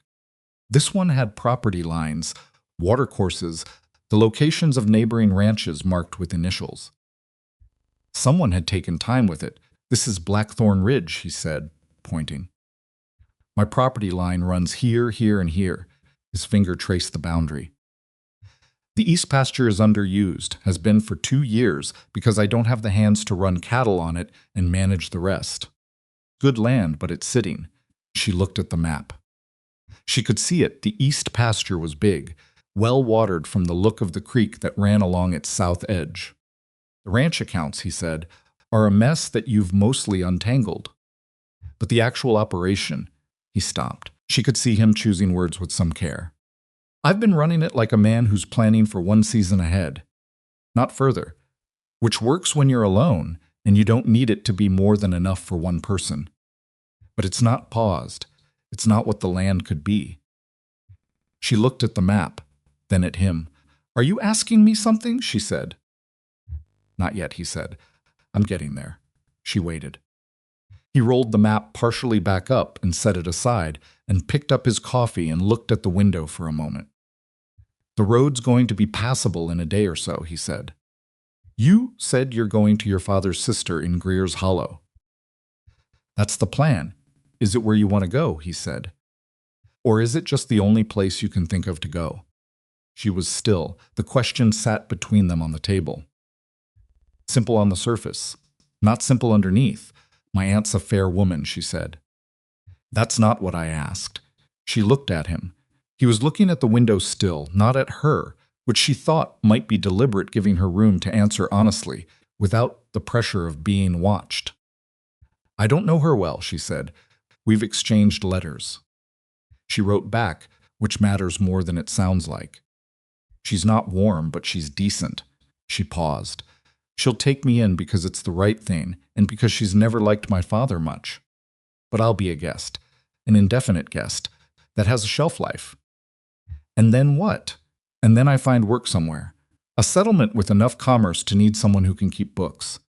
That's a reasonable plan, he said. Yes. He finally looked at her. I have a better one, he said. She held very still. He looked like a man who was about to say something he'd been thinking about for a while, and was now aware that how he said it mattered as much as what he said. I need someone to manage this ranch's accounts on an ongoing basis, he said. Not just fix what's broken. Manage them going forward, plan the purchasing, track the cattle numbers, help me make decisions about expansion based on what the numbers actually say, instead of what I guess they say. He held her gaze. Paid work your own room. No obligation beyond the arrangement you agree to. You can leave any time the arrangement stops suiting you. I'll say that in writing if you want it. She looked at him. You're offering me employment, she said. Carefully. Yes, here at Blackthorn Ridge. Yes. She turned that over. She looked at the map, still partially rolled on the table. She looked at the ledger she'd carried in from the hall, the one she'd stayed up half the night finishing sitting on the kitchen counter, with her corrections visible in her own handwriting. My father will come back, she said. I know. He'll have opinions about this arrangement. He can have them, Silas said. They're not binding on either of us. She looked at him steadily. You understand that taking me on giving me work in a room here that's going to look like something to people in this territory. People already think whatever they think about you. Adding a young woman to the picture, I know what it'll look like, he said. And I don't operate based on what things look like. He said it without any particular emphasis, not defensive and not proud of it, just stating a fact about himself the way he stated most things. I operate based on what things are. What this is a practical arrangement that benefits both parties. You get stable paid work and independence. I get someone who can actually manage the numbers and help me build something out of this land, instead of just surviving on it year to year. He paused. That's what it is. What people decide it looks like is their business. She was quiet. She looked at her coffee cup. She looked at the map. She looked at the window and the morning light coming through it. She thought about Aunt Vera's house, fair and decent and not unkind, and a guest room that would slowly begin to feel like the walls were closing in. She thought about finding work in a settlement possible, probably, with her skills, but slow, and in the meantime, being in a position of asking and waiting and depending on the goodwill of strangers. She thought about the shelf life of goodwill and how it shortened the moment you stopped being a situation someone felt good about helping and started being a situation that complicated things for them. She thought about Silas's east pasture, sitting unused with good creek water along its southern edge. She thought about the ledger under her hand last night, the way the numbers had aligned, the way she'd felt when she found the Eastman receipts, and understood what they meant and understood something true about this man that almost nobody else knew. She thought about what he'd just said, help me build something. She'd never been offered that before, not the work. She'd always had the work. The work was never the problem. She'd been offered the work 100 times, in various forms, without what came with it. What came with it every time was the understanding that the work was hers to do and the result was someone else's to own. He'd said, "I'll say that in writing if you want it." He'd said, "You can leave any time." He'd said, "It's a practical arrangement that benefits both parties like she was a party. Like she was a person with interests in the equation, not just a pair of useful hands attached to a problem he was managing." "You'd put it in writing," she said. "Yes, that I can leave at will. That the work and the wage are mine." "Yes." She looked at him. "Why?" she said. He seemed to not understand the question. "Why go to the trouble of writing it?" she said. "Most men in your position wouldn't think to." He was quiet for a moment. "Because you've had people decide things for you your whole life," he said. "And I'm not interested in being another one of those." He looked at the table. "The writing makes it real in a way that a verbal agreement doesn't. If you're going to stay, you should stay knowing exactly what you're staying for. Not guessing, not having to trust someone's word with no backing behind it." She sat with that. She thought, "This is the most careful a man has ever been about making sure I had a door." She thought, "What kind of man builds you a door before you've even agreed to be in the room?" She thought, "The kind who knows what it is to be in a room with no door, probably." "All right," she said. He looked up. "I'll stay," she said. "Through the spring, at minimum. We can see where the arrangement stands when the season turns." She paused. "I want the wages agreed to before I start the next month's records. And I want to be consulted on purchasing decisions, not informed after the fact." "Yes," he said, without hesitation, "and I keep my room with the lock." "It was always your room," he said. She nodded once. She picked up her coffee and drank what was left of it and set the cup down and stood up to make more, and Silas unrolled the map again, and she came back and stood beside him, and they looked at the east pasture together. And she started talking about what the cattle numbers would need to look like to make use of it worth the investment, and he started talking about what the fencing would cost. And the morning moved forward around them with the matter-of-fact quality of two people who had just made a decision and were already past it, already into the work of what came next. The road was passable by the following afternoon. She knew it before Silas told her, because she'd been watching the creek from the kitchen window all morning, watching it drop in the grudging incremental way of floodwater that has somewhere to go and is taking its time about going there. By noon, the color had shifted from brown to something closer to rust, and by mid-afternoon it was moving fast but clear, and Silas came in and said the east crossing was passable if you didn't mind getting your boots wet. She didn't mind. She stood at the crossing and looked at it. The bridge was still gone, the supports on the far side still there, sticking up raw and splintered. But the water was down to maybe 18 inches, moving quick but not violent, and on the far bank she could see the road continuing east toward Greer's Hollow and whatever she'd been running toward. She stood there for a long time. Then she turned around and walked back to the house. She sat at the kitchen table and wrote a letter to Aunt Vera. She was direct about it. She'd found work. She was settling at Blackthorn Ridge for the season at least. She was well and safe. She'd write again when she was more established. She didn't explain Silas or the situation beyond saying that the work suited her skills. Vera was a practical woman who'd appreciate brevity and not ask more than she was told. Elowen trusted that. She sealed the letter and set it aside to send when she next could. Then she pulled out the new month's ledger page and started the first proper entry under their arrangement. And something in the act of writing the date at the top of the page felt like planting something in ground she intended to be standing on for a while. The first week was an education. Not for her, she'd understood the accounts from the first afternoon. For Silas, he wasn't accustomed to being told things he didn't want to hear in a way that didn't feel like an accusation, and Elowen discovered that walking that line required more precision than she'd expected.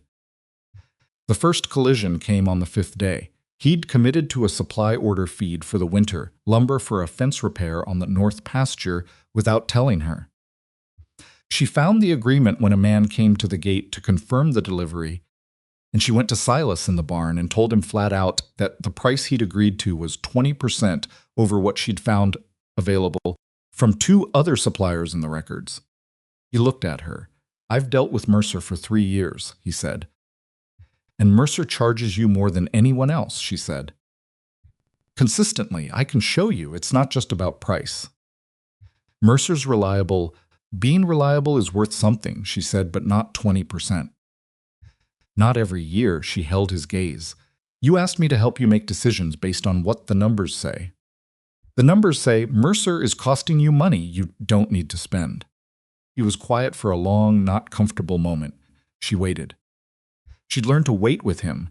He was a man who needed a beat to process things that challenged his habits, and she'd found that if she pushed into that beat, she got resistance.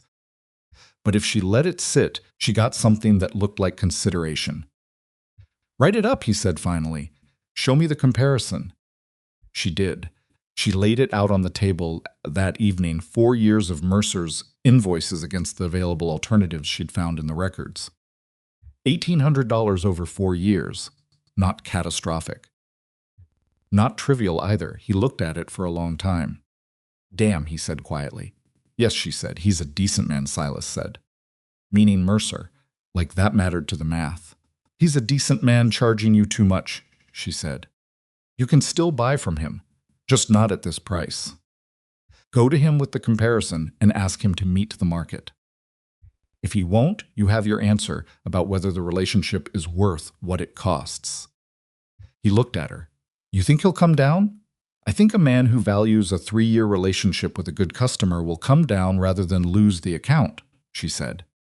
"And if he doesn't, the relationship was only ever worth what it cost you to maintain it, which we now know is $1,800 more than it should have been." He thought about it. "All right," he said. He went to Mercer the following week. He came back with a price closer to the market rate. Not all the way. Mercer gave a little and kept some, but enough that Elowen updated the ledger with a genuine sense of satisfaction and wrote the new rate into the purchasing notes for next year. Silas came in while she was writing it and looked over her shoulder at the number. "You were right," he said. "I usually am about numbers," she said. "Not arrogant, just accurate. That's going to be annoying," he said. She looked up at him. There was something in his face she hadn't quite seen before, a slight easing around the corners of his eyes, something that was close to amusement and closer, still, to something she didn't have a precise word. "I'll try to be wrong occasionally to give you some relief," she said. He made a sound that was not quite a laugh, but was clearly from the same family. He went back outside. She looked at the number she'd just written in the ledger and let herself smile, briefly, with no one there to see it. 3 weeks into the arrangement, the neighboring rancher came. His name was Tom Calloway, the same Calloway who'd been one of Silas's witnesses 4 years ago. The same one who'd looked at Silas like the explanation required too much updating. Elowen knew the name from the receipts and knew what it meant that she knew it. He came to the gate on a Tuesday morning, hat in hand, with the specific posture of a man who isn't sure of his welcome and is trying to look like he is. Silas let him in without much warmth. They stood on the porch while Elowen was inside at the table with the account books near enough to the window to hear the shape of the conversation, if not every word. She could hear the tone, though. Calloway's was conciliatory, a man navigating carefully. Silas's was even, which with Silas meant he was waiting to understand what he was being navigated toward. After about 10 minutes, Silas brought him inside. Calloway stopped when he saw her.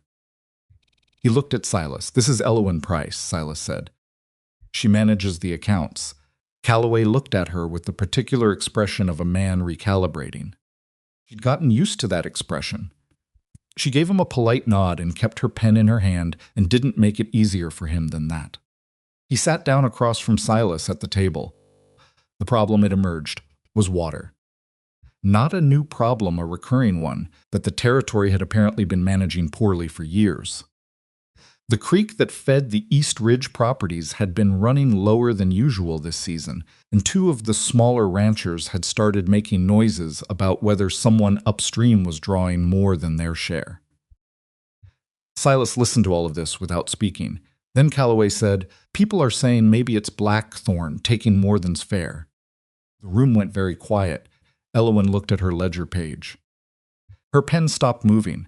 Silas looked at Calloway with an expression she'd come to recognize the particular flatness of a man who has been here before and is deciding how much energy to spend on it. "I filed the headwaters into public trust 4 years ago," Silas said. "You know that. You were there." "I know," Calloway said. He had the grace to look uncomfortable. "I know what you did." "The issue is that some folks don't, and the ones making the noise are newer to the territory." "Then tell them," Silas said. Calloway turned his hat in his hands. He stopped. "Started again. There's a record of the filing," you said. "At the territorial office, yes. If someone were to pull that filing and bring it to a meeting of the Ridge properties, it would settle it." "Publicly." Silas looked at him. "I've got the receipts," Elowen said. Both men looked at her. She met Calloway's eyes steadily. "I've been going through the records here. The original filing receipt from the Territorial Land Office, the supporting documents, the notation of the Water Law Code sections Silas filed under." She paused. "I can put together a clear record. Everything you'd need to show people exactly what happened, when it happened, and what it means for current water access." Calloway looked at Silas like he was waiting for permission. Silas looked at Elowen. She could see him working through it, the old refusal, the one that said explaining himself was a capitulation, that the people who chose to believe the worst about him had made their choice and it wasn't his job to undo it. She could see that refusal meeting something else, something newer, and the two of them negotiating in real time in the space behind his eyes. "Put it together," he said. She wrote for 2 evenings. It wasn't complicated. The records were clear once you knew what you were looking at, and she had the advantage of having found the Headwaters filing herself and already understood its structure. She wrote it as a plain account. Dates, reference numbers, the specific code sections, the original survey markers before and after Eastman's falsification, which she found in the records with some digging, and the filing that had permanently placed the Headwaters outside private control. She laid it out the way she laid out accounts, not as a defense, not as a grievance, just as a record of what happened, in the order it happened, with the documentation attached. When she showed it to Silas, he sat with it for a long time. "You wrote it like a legal brief," he said. "I wrote it like a ledger," she said. "Facts in order with sources attached. Make of it what you will." He looked at her across the table. "You're good at this," he said.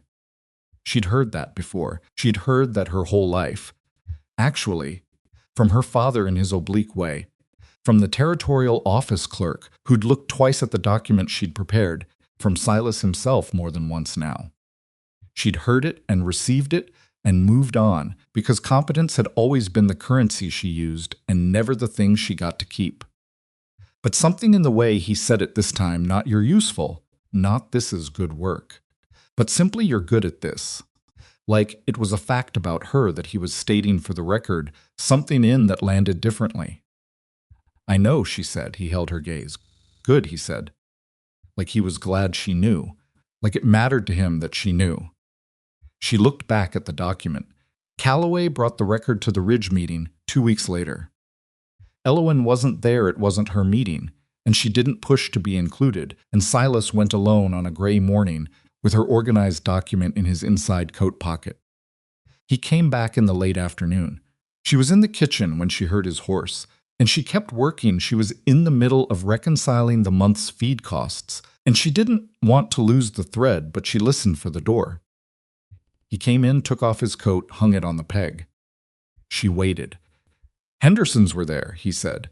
He went to the stove and poured the last of the morning's coffee, which was cold and bad by this point, but he drank it anyway. "And the Marsh family, 2 of the newer properties on the south end of the Ridge." And she said, and Calloway laid out the record. A pause. "Yours, the way you wrote it. How did it go?" He stood at the counter with the cold coffee and looked at the window. Henderson's wife asked him afterward if it was all true, he said. He said yes. She said, he stopped. Something moved across his face that she couldn't entirely read. She said she didn't know, that she'd heard things and she'd assumed. Another pause. She said she was sorry. Elowen set her pen down. Ruth Henderson said that to your face? She said. To Calloway, he said, but he told me. He looked at his coffee cup. First time in 4 years anyone said anything like that. She looked at him carefully. She could see that it had landed somewhere, that it cost him something to receive, which was different from the cost of not receiving it. Sometimes you spent so long fortifying against a thing that when it arrived, it found the fortifications still up and had no way in, and the effort of taking them down was its own kind of pain. That's not a small thing, she said. No, he said quietly. She looked back at her ledger. She picked up her pen. She gave him a moment. The Marsh family, she said. The newer ones. What did they make of it? Ask questions, he said. Reasonable ones. About how the public trust filing works, who has authority over water allocation going forward. He came to the table and sat down. I didn't have all the answers. I know the filing, but I don't know all the procedural details. She looked at him. I can find them, she said. He looked at her steadily. I know you can.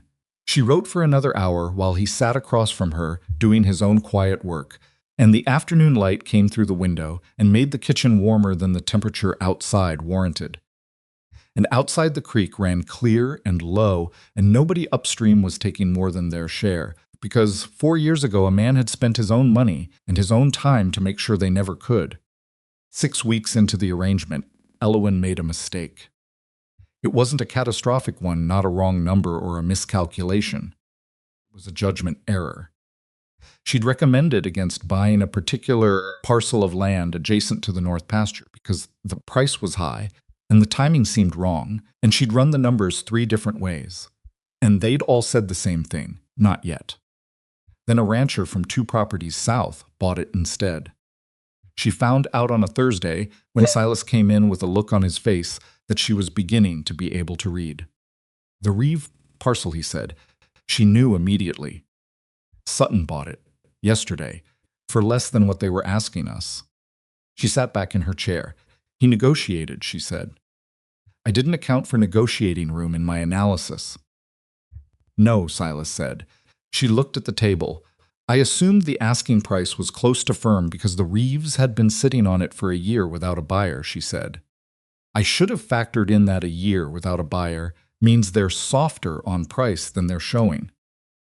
I didn't. She looked up at him. I was wrong. He was quiet for a moment. What would it have cost us, he said, if you'd recommended buying? She did the math in her head. At the price Sutton paid, factoring in the creek access on the north edge of that parcel, better access than what we have now, and the additional pasture capacity, she thought about the east pasture plan they'd been working on, about the cattle numbers she'd been projecting, about what additional creek access would have meant for expansion. It would have paid back in 2 to 3 seasons, she said. Probably 2, he nodded slowly. It was a good parcel, she said. I told you it wasn't the right time, and I was wrong. Yes, he said. Just that. Not angry. Not particularly she'd have known how to deal with anger. Just clear about the fact. I'll do better, she said. I know, he said. Not comfort, just assessment. He believed it because her record supported it, not because he was trying to make her feel better. She sat with the mistake for the rest of the day. Not wallowing, she wasn't built for wallowing, she was built for analysis, and the analysis told her clearly what she'd gotten wrong and why, and what she'd do differently. But she sat with it because she believed that errors had to be fully felt before they could be fully learned from, and she'd found that the people who moved past mistakes too quickly were the ones who made the same ones again. That evening after dinner, a better dinner than early in their arrangement, because they'd fallen into a rhythm where she cooked and he cleaned up after, without this being discussed or negotiated, without anyone deciding it, just emerging as a pattern that made sense. He put the last of the dishes away and came back to the table. I made a worse mistake than that with the north fencing 2 years ago, he said, and sat down. Lost a full winter's worth of revenue because I underestimated what a bad repair job would cost to redo. She looked at him. He was looking at the table. He'd said it in the matter-of-fact voice he used for everything, not trying to comfort her exactly, more trying to level the ground. Make the mistake a thing that had company. Did you fire yourself? She asked. Something shifted in his face. No, then I won't fire me either, she said. He looked at her, and there it was again, that thing around the corners of his eyes, that easing, that almost warmth that was warmer for being unexpected from a face that mostly held itself still. She looked at the map on the table, which had become a permanent fixture of their working sessions, added to and amended almost daily. I want to look at the South Creek access again, she said. If Sutton's going to develop the Reeve parcel, it changes what we should be thinking about on the north boundary. He pulled the map toward them both.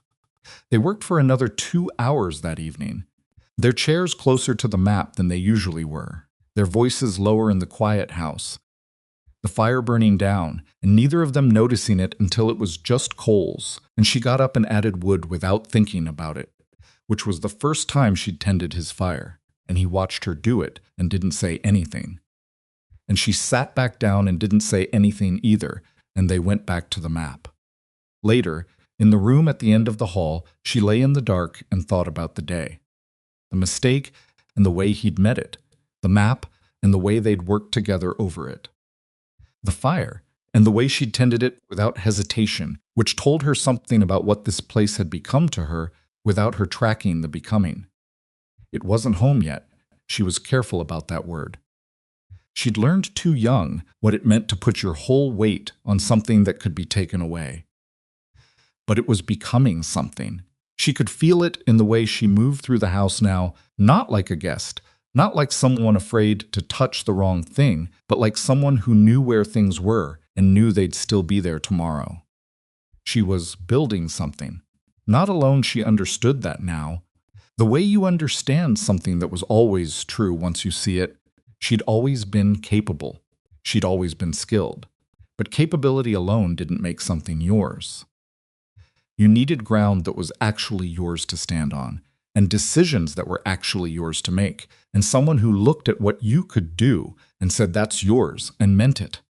She was building something in a house that used to be feared, on a ridge where the water ran free, because a silent man had spent his own money to protect it. And the road that had swallowed its bridge and trapped her here, that road was open again now, had been open for weeks, and every morning she chose not to take it. Not because she was trapped, because she was for the first time in her life exactly where she chose to be. Winter came to Blackthorn Ridge the way it came to all high country, without announcement, without the courtesy of a gradual arrival.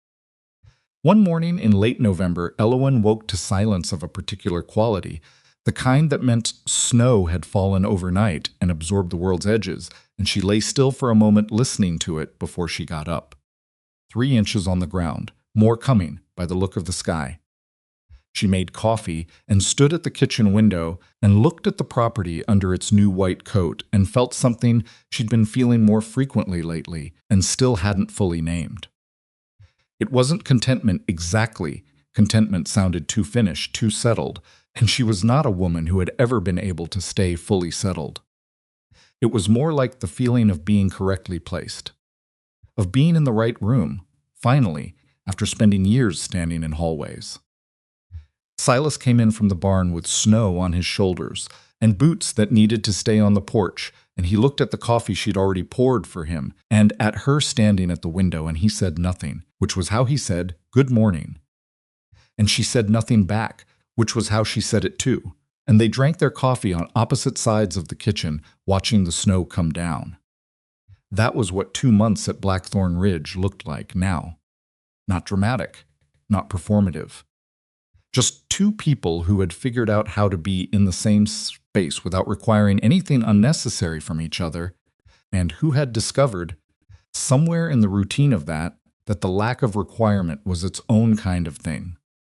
She had learned his patterns the way you learn a landscape, not by studying it deliberately, but by moving through it enough times that the terrain becomes part of how you navigate. She knew that he was slow to speak in the morning and faster in the evening.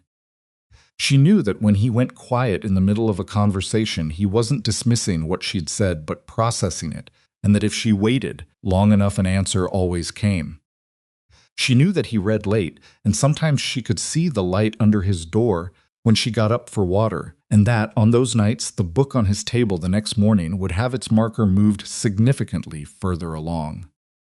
She also had known for a while, with the particular clarity of a woman who'd spent her life reading rooms, that something was changing between them that neither of them had named. She didn't push at it. She wasn't built for pushing at things before they were ready, and she understood, with the instinct that came from watching him carefully for 2 months, that Silas Rourke was a man for whom trust was not given but constructed slowly, load-bearing stone by load-bearing stone, and that the thing being constructed between them was not finished yet and probably would not be hurried. She was all right with that. She had time. For the first time in her life, she genuinely had time. The letter from her father arrived in early December. She'd been expecting it, not hoping for it, not dreading it, just knowing it was coming the way you know a season is coming. Orson Price didn't leave things unresolved. It wasn't in his nature. The letter was short. That surprised her. He wrote that Gerald Harding had concluded his business in the territory and moved on to interests elsewhere. He did not explain what that meant, and she didn't ask, but she filed it away with the other things she knew about Harding, the cash that nobody could account for. The Caldwells bought out below value, and she thought that a man like that moving on was probably not entirely voluntary, and was certainly not her problem. Her father wrote that the property was fine, that the accounts he'd hired someone to manage after she left were not being managed well, which she believed, because she'd seen what passed for bookkeeping in the territory, and it wasn't impressive. He wrote this without asking her to come back, which she noticed. He was stating a fact without attaching a request to it, and she knew him well enough to understand that this was a significant restraint. The last paragraph was the one she read 3 times. He wrote, "I have been considering what you said on the porch that night. I do not agree with all of it, but I have been considering it." That was all. She folded the letter and sat with it. She thought about what it must have cost Orson Price to write those 2 sentences. She thought about the stone weight of a man deciding, for possibly the first time in his adult life, that something he'd been certain about deserved reconsidering. She knew that weight. She'd carried versions of it herself, the specific difficulty of updating a belief you've built your behavior around, the way it required you to look backward at all the decisions made in the belief's service and sit with what you found. She didn't write back that day. She needed to think about what she wanted to say, and she'd learned, finally, that thinking before speaking was not weakness. It was respect for herself and for the conversation. She showed Silas the letter that evening, not all of it, just the last paragraph. She wasn't sure why she showed him. She thought it was because he was the only person in her life right now who had been present for the thing the paragraph was about, and showing it to him felt like closing a loop. He read it, handed it back. "That's something," he said. "Yes," she said. "From him, I mean. That's not a small thing for that kind of man to write." She looked at the paragraph again. "No," she said. "It isn't." She folded it back up. "I'm going to write back," she said. "I'm not sure what I'm going to say yet. Take your time," Silas said. She looked at him. He was looking at the fire. She thought about what it meant, that his advice was always that take your time, it's yours. You're not accountable to anyone else's schedule for it. She thought about how different that was from everything she'd grown up with, where time was always someone else's resource that she was borrowing, and decisions were always owed to someone else first. She wrote to her father 4 days later. She wrote carefully, in the same direct style she used for everything. She said she was glad the letter came. She said she was settled and working, and she had no intention of returning to the arrangement he'd made, and she thought by now he understood that. She said she didn't have anger left, which was true. It had burned off sometime in the last 2 months, without her particularly noticing, leaving behind something quieter and less corrosive. She said she hoped the property was well. At the end she wrote, I've been considering some things too. I think considering, for both of us, is probably the right activity for now. She sealed it and sent it with the next supply run. December settled over the ridge like a hand pressed flat and firm. The cattle needed daily attention in the cold, and Silas was in the barn before light most mornings. Elwyn managed the winter supply calculations, how much feed, how long it needed to last, what the margin of error was if the season ran longer than expected, which it sometimes did in high country. These were not complicated calculations, but they were important ones, the kind where being wrong by 10% in the wrong direction meant hungry animals in February, and she took them seriously. She also took on something she hadn't planned to, which was the correspondence. Silas hated writing letters. She'd discovered this not because he said so, but because she'd found, in the back of the records box, a dozen letters he'd started and not finished suppliers, territorial office inquiries, a letter to a neighboring property about a fence line dispute that had apparently been unresolved for 18 months because neither party could bring themselves to write the first coherent paragraph. She brought the unfinished letters to him one evening and set them on the table. He looked at them. "These are private correspondence," he said. "They're also unfinished," she said, "and at least 2 of them are going to become problems if they stay unfinished much longer." She tapped the fence line letter. "The Suttons have been encroaching on your north boundary for a year and a half. I found their survey map in your papers. They're wrong. But if you don't say so in writing, it becomes harder to dispute." He looked at the letter. His jaw did the thing it did when he was working out how to not argue with something he didn't want to engage with. "I'm not good at correspondence," he said. "I know," she said. "I'll write them. You sign them. They'll sound like you." "They'll sound accurate," she said, "which is what you want them to sound like." "Nobody's going to compare the prose style," he sat back. "All right," he said. She wrote 7 letters that week. She wrote them in a clear, direct style that said what needed to be said and nothing extra, because she'd found that extra words in correspondence gave people more surface area to argue with. The Sutton letter established the correct boundary with reference to the original survey documentation and politely requested the encroaching fence posts be moved within 30 days. The Suttons wrote back in 2 weeks agreeing to move the posts. Silas looked at their response letter for a long moment. 18 months, he said. One letter, she said. He looked at her. "I know," she said, not unkindly. He shook his head slowly at the letter and set it down. And she could see that he was doing the math in his head, 18 months of that boundary being wrong. What it had cost. What it might have cost further down the line if it had kept going, and she let him do the math without interrupting it. "What else is in that box?" he said. She smiled just slightly. "A lot. January brought cold that had genuine teeth, and with it something Elwyn hadn't been prepared for. She got sick. Not dramatically no fever that required real concern, just the grinding chest and head misery of a winter illness that arrived on a Monday and refused to leave until Thursday. And in the meantime made her head feel like it was packed with wet wool and her chest feel like something was sitting on it. She tried to work through the first day. Silas came in from the barn mid-morning and found her at the table with the ledger open and her eyes not quite focusing on it. And he stood in the kitchen doorway and looked at her with an expression she couldn't immediately read through the fog of feeling terrible. "Go lie down," he said. "I'm fine," she said. "You're not." "The February supply order needs. It can wait," he said. Not harsh, just absolute. The particular tone he used when he'd decided something and wasn't going to negotiate around it. She looked at him. She thought about arguing. She thought about how her head felt and how the numbers on the page kept sliding sideways when she looked at them directly. She went and lay down.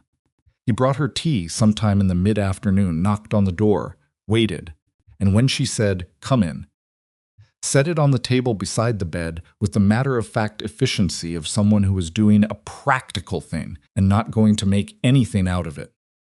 "There's honey in it," he said, "from the Henderson place. Ruth Henderson brought some last fall." She looked at the tea.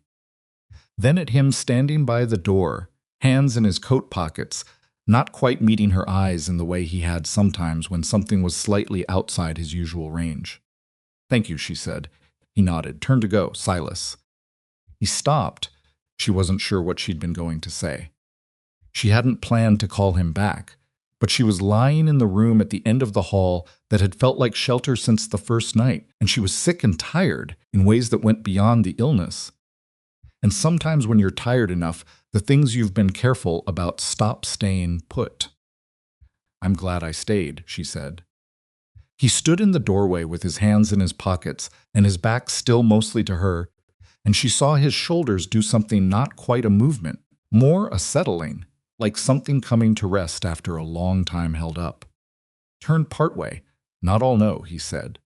His voice was different. Not softer exactly, Silas's voice didn't go soft. But something in it had shifted register. The way a key changes and everything played in it sounds the same, but feels different. He left. She drank the tea with the honey from the Henderson place, and slept for 3 hours and woke up feeling marginally less terrible, and lay in the dark and thought about his shoulders doing that settling thing, and decided to be honest with herself about what she'd been not quite admitting for the past several weeks. She was better by Friday and back at the table by Saturday, and Silas didn't comment on the days she'd been down except to ask once if she wanted more tea, which she didn't, and they went back to work the way they always went back to work, which was without ceremony and without needing to mark the transitions. But something was different, not large, not dramatic. Just different in the way the air feels different after weather has passed the same air, but cleared of something it was carrying before. She noticed that he stood closer to her when they looked at the map together now. Not crowding, he'd never crowded, but closer than the careful distance he'd maintained in the first weeks. She noticed that when she said something that struck him as right, he didn't just nod anymore. He sometimes looked at her with something open in his face that he let stay there longer than he used to. She noticed that when she laughed not often, she wasn't an easy logger, but sometimes he seemed to want to know what caused it, even when he didn't ask directly. She noticed that she was noticing. February came in hard and went out harder, and somewhere in the middle of it, Tom Calloway came back. Came on a Tuesday, with 2 other men she didn't recognize, and a purpose that was clear from the straightness of his posture before he even got off his horse. Silas met them at the gate, while Elowen stood at the kitchen window. She watched the conversation happen without being able to hear it.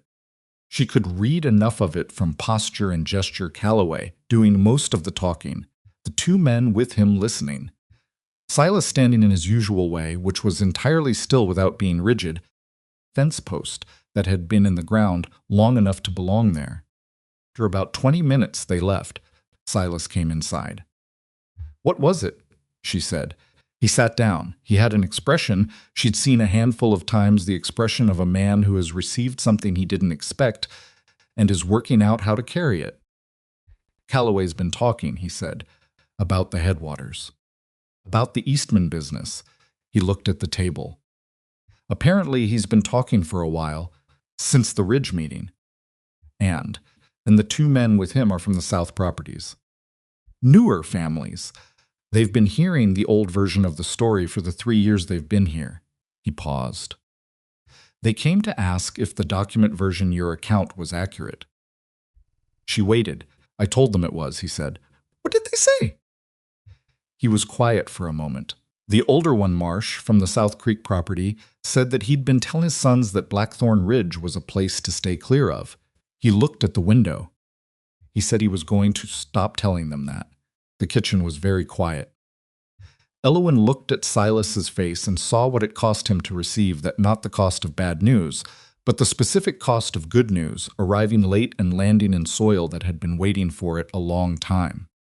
The soil was a little hardened by then. The roots still found a way, but you could see the effort. "That's not a small thing either," she said, echoing what he'd said to her about her father's letter. He looked at her. He recognized his own words back. "No," he said, "it isn't." She got up and put the kettle on, not because she particularly wanted tea, but because she needed to do something with her hands while he sat with what he'd just received, and because she'd learned that giving Silas Rourke room to feel things was one of the more important skills she'd developed in the past 4 months. He sat at the table for a while. She made the tea and set a cup in front of him and sat back down with her own, and they were quiet together, which was one of the things they'd always done well. "It's because of what you wrote," he said finally. "The record. It's because of what you did," she said. "4 years ago. I just wrote it down. The writing is what made it visible." "Yes," she said, "but there had to be something to make visible." She looked at him across the table. "You did the thing, Silas. I just made sure people could see it." He looked at his tea. "I spent 4 years deciding that people seeing it didn't matter," he said. "I know. I was wrong about that." She looked at him carefully. This was a significant admission from a man who processed his errors privately and emerged from them already corrected, rarely showing the work. "You weren't entirely wrong," she said. "Your reasons were good. You didn't want the action to be about your reputation." That was honest. She paused. "You were wrong about the consequence, though. People can't give credit for something they don't know happened. And the version that fills in where the truth isn't the version they invent to explain what they can see, which is just a man alone on a ridge who drove someone away. That version does damage. Not just to you, to anyone who might have needed to come to you and didn't because of what they'd heard." He was quiet. "Like you," he said. She looked up. "You almost didn't come in the gate," he said. "That first night, I saw you standing at it from the window." He looked at her steadily. "You knew the name. You stood there in the rain deciding whether the name was worth the risk." She held his gaze. "Yes," she said, "and if you'd walked on," he said. It wasn't a full sentence. It didn't need to be. She thought about that. She thought about what walking on into a flooded road in a temperature that was dropping would have meant. She thought about what not walking through that gate would have cost her, beyond the practical and immediate, what she would not have found, what would not have been given the chance to be built. "I didn't walk on," she said. "No," he said, "you didn't." A moment passed between them that had weight to it, not uncomfortable, but present, the way certain silences are present, full of the unsaid thing that everyone in the room knows is there. She looked at her tea. He looked at his. She thought, "We are two people who are both very bad at saying the thing directly." She thought, "We are also both very good at understanding things that aren't said." She thought, "Those two facts together create either a very functional relationship or one that stays permanently in the room next to the one it needs to be in." She thought, "I'm tired of the room next door." She looked up. He was already looking at her. She held it. She didn't say anything immediately. She let herself be looked at, which was harder than it sounded. She'd spent years managing what people saw of her, curating it, making sure only the useful and capable parts were visible and the uncertain parts were kept private. Letting someone look fully, without the curation that required a kind of courage that wasn't dramatic but was real.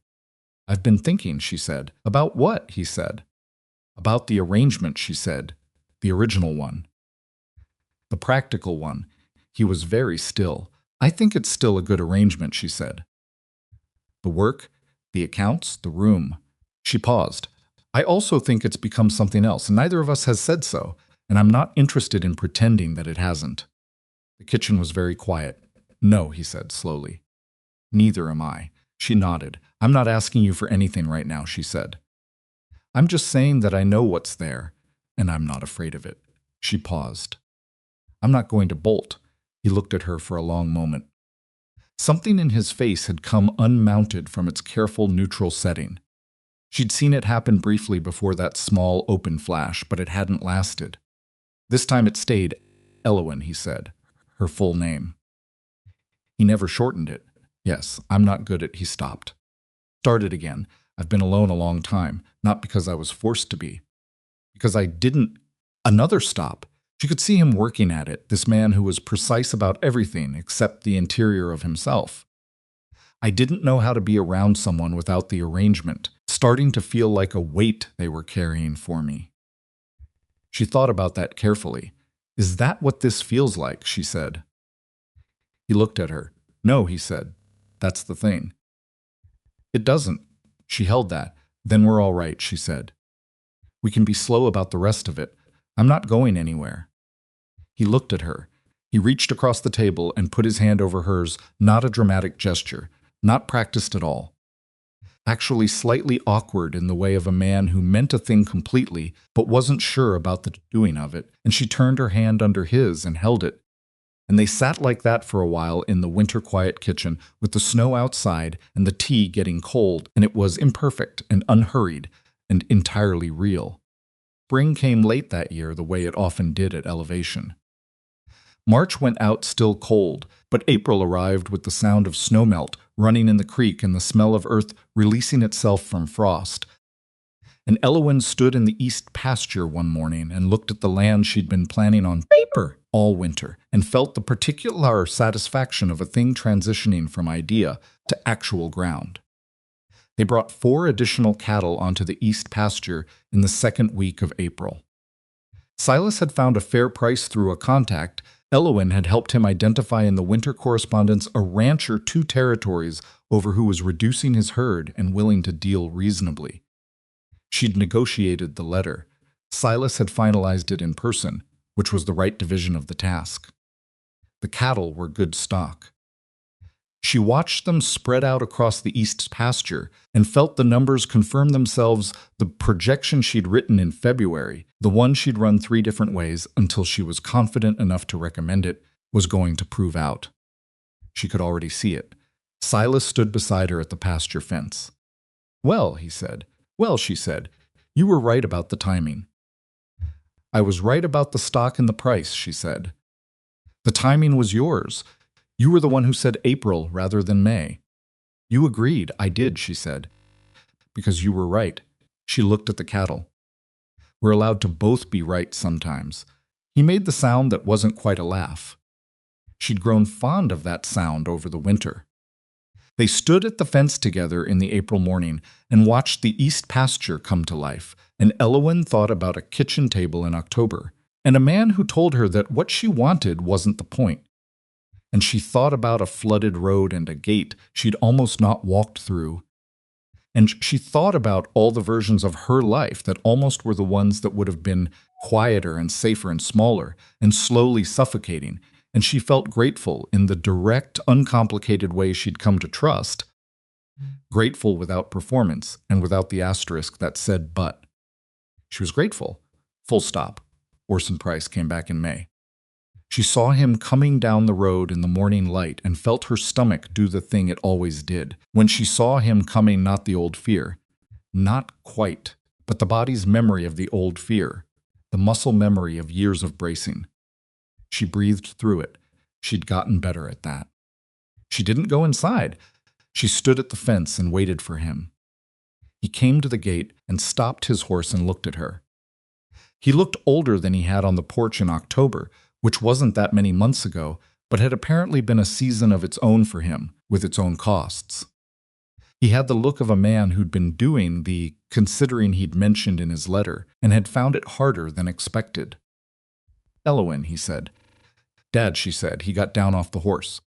He didn't come through the gate immediately, just stood on his side of it, holding the reins, looking at her and at the property behind her with an expression she was trying to read without her old categories. Because the old categories, what does this cost me? What does this require of me? How do I manage this were not the right ones anymore? The place looks well, he said. It is, she said. He looked at her clothes, which were practical work clothes, clean but not the blue dress or anything like it. At her face, which she knew was steadier than it used to be when he looked at it. You look well, he said. Quieter. I am, she said. He was quiet for a moment. I went to the territorial office, he said. In March. Had some land questions of my own. He looked at the fence post his hand was resting on. I looked at the public trust filings while I was there. The water ones. She was still your man filed those, Orson said. I know, she said. 4 years ago. The headwaters on the East Ridge. He looked at her. Why didn't you tell me? Because it wasn't my information to give, she said. And because at the time I told you very clearly what mattered to me, and you told me what I wanted wasn't the point. I wasn't going to build my argument out of someone else's history to make my own case more persuasive. He flinched barely, but she saw it. No, he said. I suppose you weren't. He was quiet for a moment. Harding's gone, he said. I heard. The cash he had when he came here, there were questions about where it came from. Territorial authorities started asking them. He didn't wait around for the answers. He looked at the fence. I didn't know about that when I made the arrangement. I want you to know that. She thought about this carefully. I believe you, she said. He looked up. I believe you didn't know, she said. I also think you didn't look, and those are two different things, and I think you know that now, so I'm not going to spend time on it. He nodded slowly. Can I come in, he said. She looked at him. She looked at his face, the familiar face, the face that had been the first fact of her life, that she'd spent so many years trying to read and manage and sometimes run from. She looked at it now without the old exhaustion, without the old brace. She opened the gate. Silas was in the barn. She brought her father to the porch, and they sat on the two chairs that had been there since before she arrived. Silas had bought them from a man passing through who needed quick cash. She'd found the receipt, and she made coffee, and they sat in the May morning and talked. Not the old kind of talking, which had never really been talking at all. More like the first attempt at talking, unpracticed and a little awkward and occasionally stumbling, with pauses that went too long, and a few moments where Orson started a sentence and then didn't finish it because he didn't have the words yet for whatever he was trying to say. But he was trying. She could see that he was trying, and she gave him credit for it because she knew what trying cost a man who'd spent 60 years not having to. I don't understand what you're building here, he said at one point, looking out at the property. I mean, I can see it. I can see it's well run. I just don't, he stopped. You don't understand why I'd choose it, she said. I don't understand why a woman of your... He stopped again, recalibrating. Could see him catching a word he'd been about to say and putting it back. I don't understand why you'd want this instead of what you chose for me. He was quiet, because this is mine, she said. Not angry, not making a point, just answering. The work I do here, those are my decisions, my skills, my results. When I'm wrong, it costs me. When I'm right, it belongs to me. She looked at the east pasture in the distance. I've never had that before. I didn't know how much I needed it until I had it. He looked at his coffee cup. I didn't know you wanted that, he said. You didn't ask, she said. He received that. She watched him receive it not defensively, not with the old closed door, but as something he was actually letting in, and she thought that was perhaps the most significant thing she'd seen from him in her life. Silas came out of the barn and across the yard, and she watched her father watch him coming. Orson had his opinions about Silas Rourke. She could see them moving behind his eyes. Territorial reputation meeting, the territorial record meeting, the fact that his daughter was sitting on this man's porch in work clothes, looking more settled than he'd ever seen her. Silas came to the porch and nodded at Orson. Mr. Price, he said. Orson looked at him for a moment. Mr. Rourke, he said. He said it without the edge that had been in his voice on the October porch. Just the name, just acknowledgement, the smallest possible gesture in the direction of a reset. Silas got himself coffee and sat on the porch rail, and they were three people in the morning light being uncomfortable together, which was also progress. Because the last time they'd been in the same space, it had been at night, in a doorway with a storm behind it, and everything was higher stakes, and none of them had been able to afford the awkwardness they were affording now. Orson left after an hour. He said he'd come back, and she said all right, and he got on his horse and looked at her one more time from the gate. I'm sorry, he said, for the table for what I said. He looked like the words cost him something real. You were right that it's what I meant. I'm working on meaning something different. She looked at her father. She thought about 11 years old and a kitchen that fell to her. She thought about 14 and a ledger that fell to her.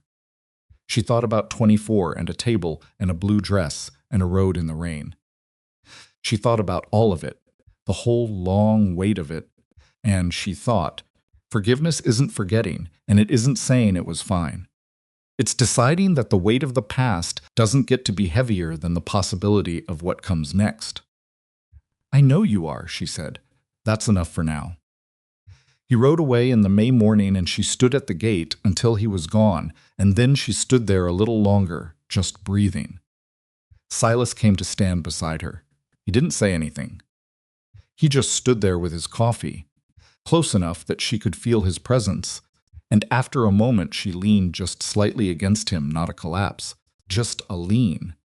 The weight of someone who has been holding themselves up for a long time, letting a small amount of that weight transfer, and he shifted to accommodate it in the quiet, unhurried way he did most things. It was hard, he said. Yes, she said. You did well. She thought about whether that was true and decided it probably was, imperfectly, which was the only way things got done. We'll see if he keeps at it, she said. He will, Silas said. She looked at him. He rode through a storm to get you back, Silas said. That kind of determination doesn't go away. It just changes direction when it finally has to. He looked at the road her father had taken.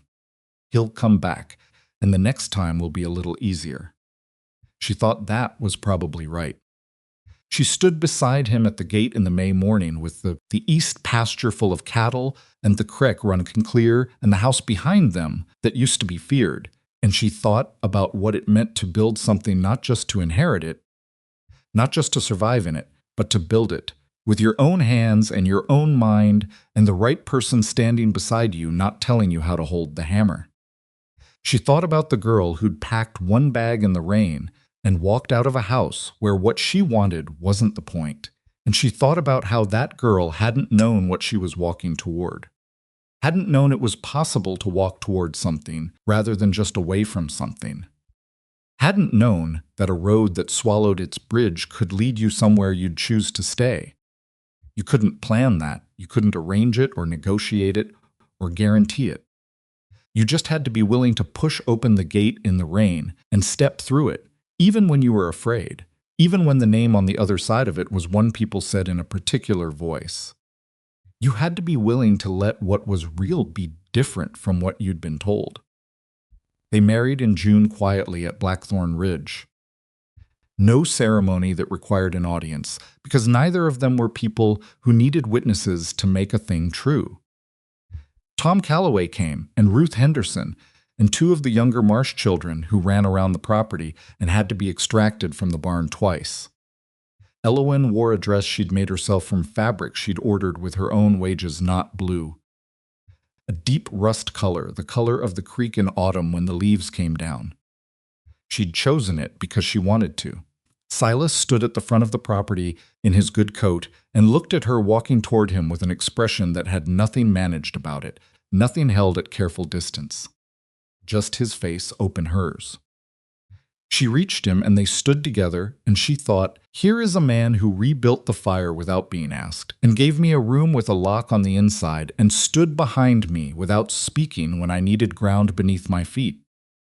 She thought, here is a man who spent his own money to protect people, who then decided to fear him, and never once explained himself because he didn't think the explanation was the point. She thought the point was the thing itself. He always knew that. He just needed someone to make the record visible. And she thought, that's what we are to each other. We make each other visible, not different visible. Seeing she took his hand, it was not a perfect day. Calloway told a story at the small dinner afterward that went on too long. One of the Marsh children knocked a dish off the table and it broke. Silas burned the biscuits he'd insisted on making himself, which she could have predicted and had not offered to prevent, because some mistakes are the right of the person making them. It was real. Every part of it was real. Years later, when people spoke about Blackthorn Ridge, they spoke about it differently than they once had. The ranch that had been a whispered warning became a reference point instead, the property whose records other ranchers would ask to look at when they were trying to figure out how to structure their own. The place where the East Ridge water dispute had finally been properly documented and resolved. The operation that had gone from surviving to genuinely thriving in the space of a few years, because someone had looked at what was there and seen what it could become. Elowin managed the accounts and the purchasing and the correspondence and the business planning. Silas managed the land and the livestock and the physical work of the ranch, and he was still not a man who said more than he meant to, and he was still a man whose face held itself still in public and open only in private. And she understood this about him and had long since stopped trying to change it. What she had instead was this: a man who had never once told her what she wanted wasn't the point, who had given her ground and let her stand on it, who had received her competence not as a novelty or a convenience, but as a simple fact about her, the way the East Pasture's good creek water was a fact, something to be understood and worked with. And what he had was this: a woman who had taken 3 years of chaos in a box and turned it into something he could build from, who had written the true version of a story that had been left to rumor for too long, who had stayed not because she had to, not because she was afraid to leave, but because she looked at what was here and chose it freely. Every single morning when she woke up and unlocked the door, she still technically could have locked from the inside. She didn't lock it anymore. The house that used to be feared had a fire in it, most nights that you could see from the road, and the gate that used to mean keep out had been rebuilt wider than it was before. Because wider made it easier for the neighbors who now came occasionally, the Hendersons, the Calloway family, the Marsh children who were always underfoot, and because narrow gates, Elowin had observed, were built by people who expected to be alone. They were not alone. They had built something too solid for isolation, too real for the old stories to survive against. They had built it imperfectly and argued over the fence line budget twice, and miscalculated the spring purchasing once, and had evenings where they were short with each other, and mornings where the coffee ran out and everything was harder in consequence. They had built it out of the actual materials of 2 actual people, with all the grain and the knots and the places where the wood didn't quite run straight and it held. That's the thing about things built for real, out of real materials, by people who chose each other without pressure or arrangement or anyone telling them what they wanted, was beside the point. They hold, even when the storms come, especially then.